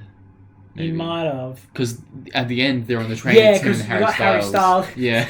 As if he's in this movie. That's insane to me. But Harry Styles is so good, isn't it? Yeah. But Harry was I did not expect him to be a good actor. Yeah, because I remember Harry Styles, he was like, that's the mole, he's the one. You know, he found out about it. Mm. But, oh my god, Harry Styles was so good at it. Mm. It was so funny, because I remember watching it going, oh fuck, oh, uh-oh. Is he going to start singing a song or something? Yeah. You know? Is he going to pull an Ed Sheeran in Game of Thrones? Start singing something, you know? But no, oh fuck. No, he's really good at it. I think it looks incredible. It's just a really tense movie. Oh yeah, you're on the edge of your seat most of the time. I love the boat scene. I played the bloody game where, like, you know, when you... What's it, the game, like... When you watch a film and like they breathe and you hold your breath as well. Oh yeah, right. I did one of those because you know I was like, "Fuck, let me." I was in that. Yeah. I think it's well acted. That main guy's been in a few stuff. He's gonna be in Eternals, isn't he? The main character. What's his name? The main character in the mole. Kind I thought because Eternals has got Game of Thrones actor. He's literally in everything now. Bodyguard, Rocket Man. He's in something else. He's in 1917. Isn't he? Yes, he is. Richard Madden is. I actually laughed a bit when he popped up. I'm like, oh, him again. Cillian Murphy's in this movie as a shivering soldier. Oh, I had no idea. But yeah, Barry Keoghan, shivering soldier. Oh, this guy. Yeah, no, I remember. Remember he's the soldier that they get on the boat. Oh, and he's like really freaking out. The kid dies or something. Yeah, he's knocked out or something. Yeah, this guy is going to be in the Eternals. Right. Who else is in Dunkirk? Like, what's the?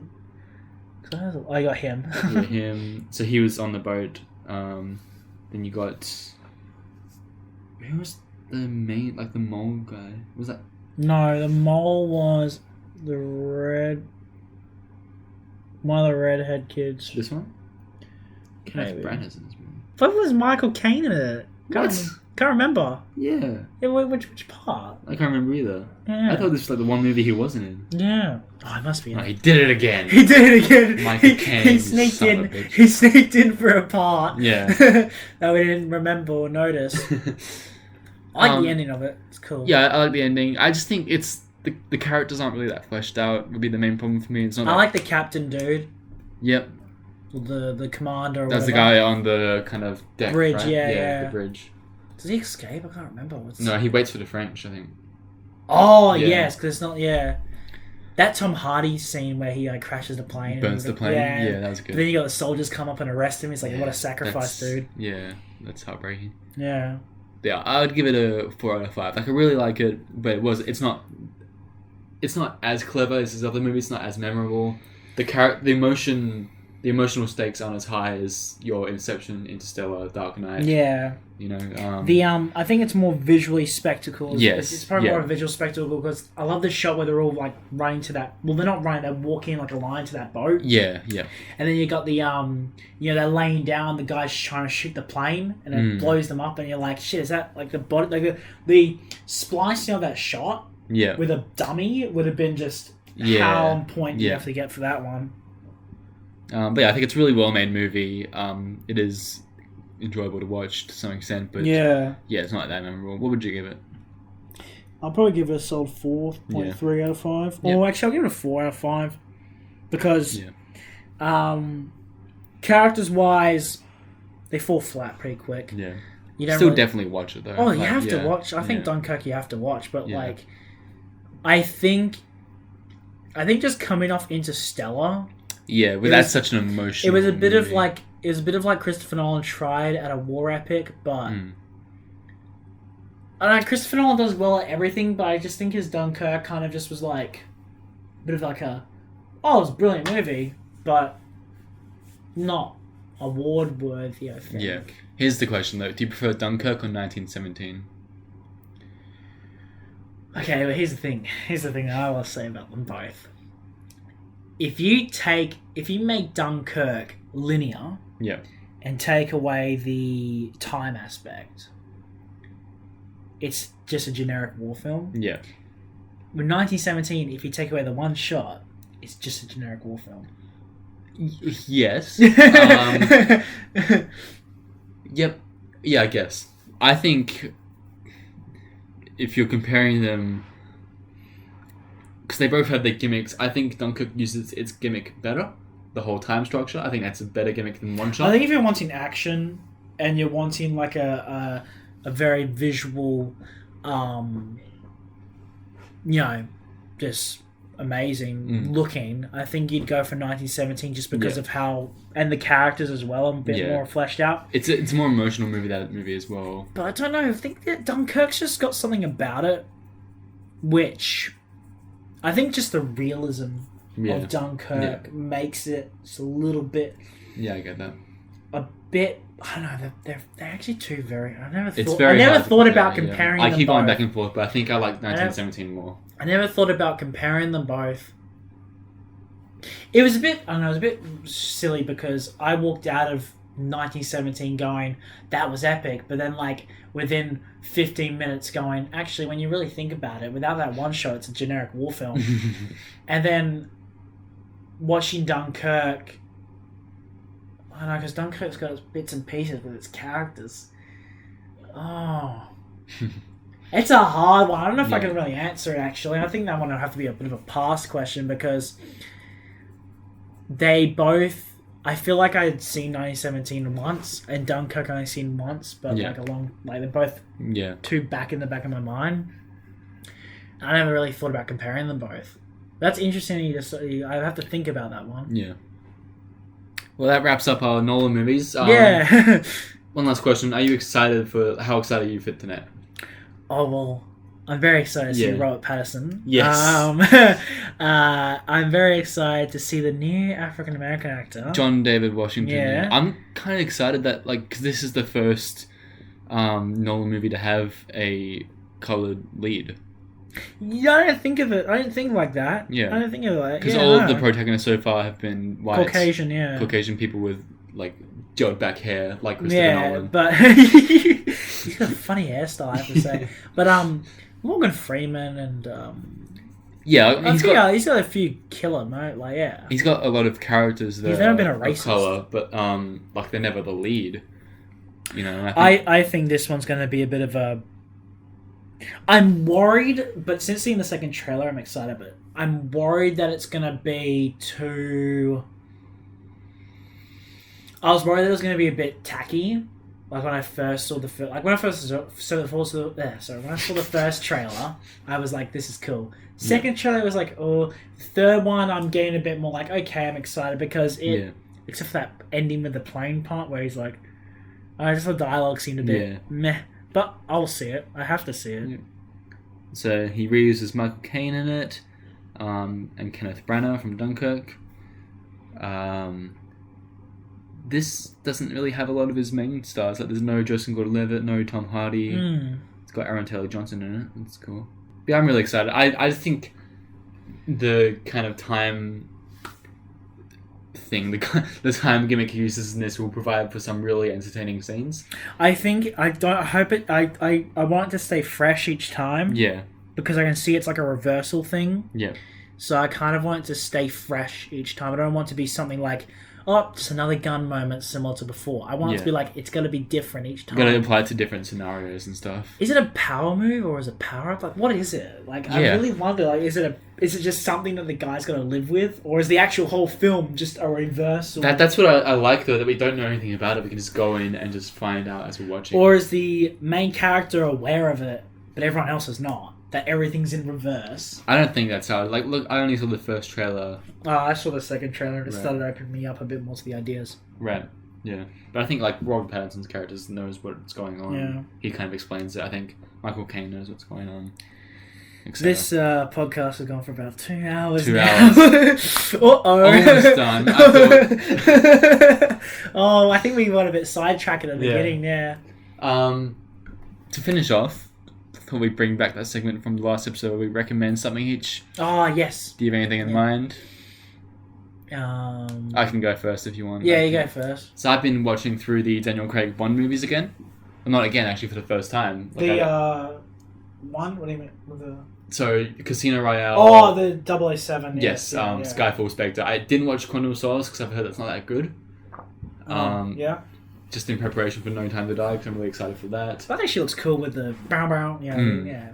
I'd recommend out of all of them, Casino Royale is probably my favorite. Like I think it slows down a bit towards the end, but it's the most stylized out of all of them, especially in the beginning. I think it's just the most interesting to watch. Daniel Craig's great in it. Eva Green's great in it. Yeah. Mads Mikkelsen's in it. He's really great. We got Judi Dench as well. She's excellent.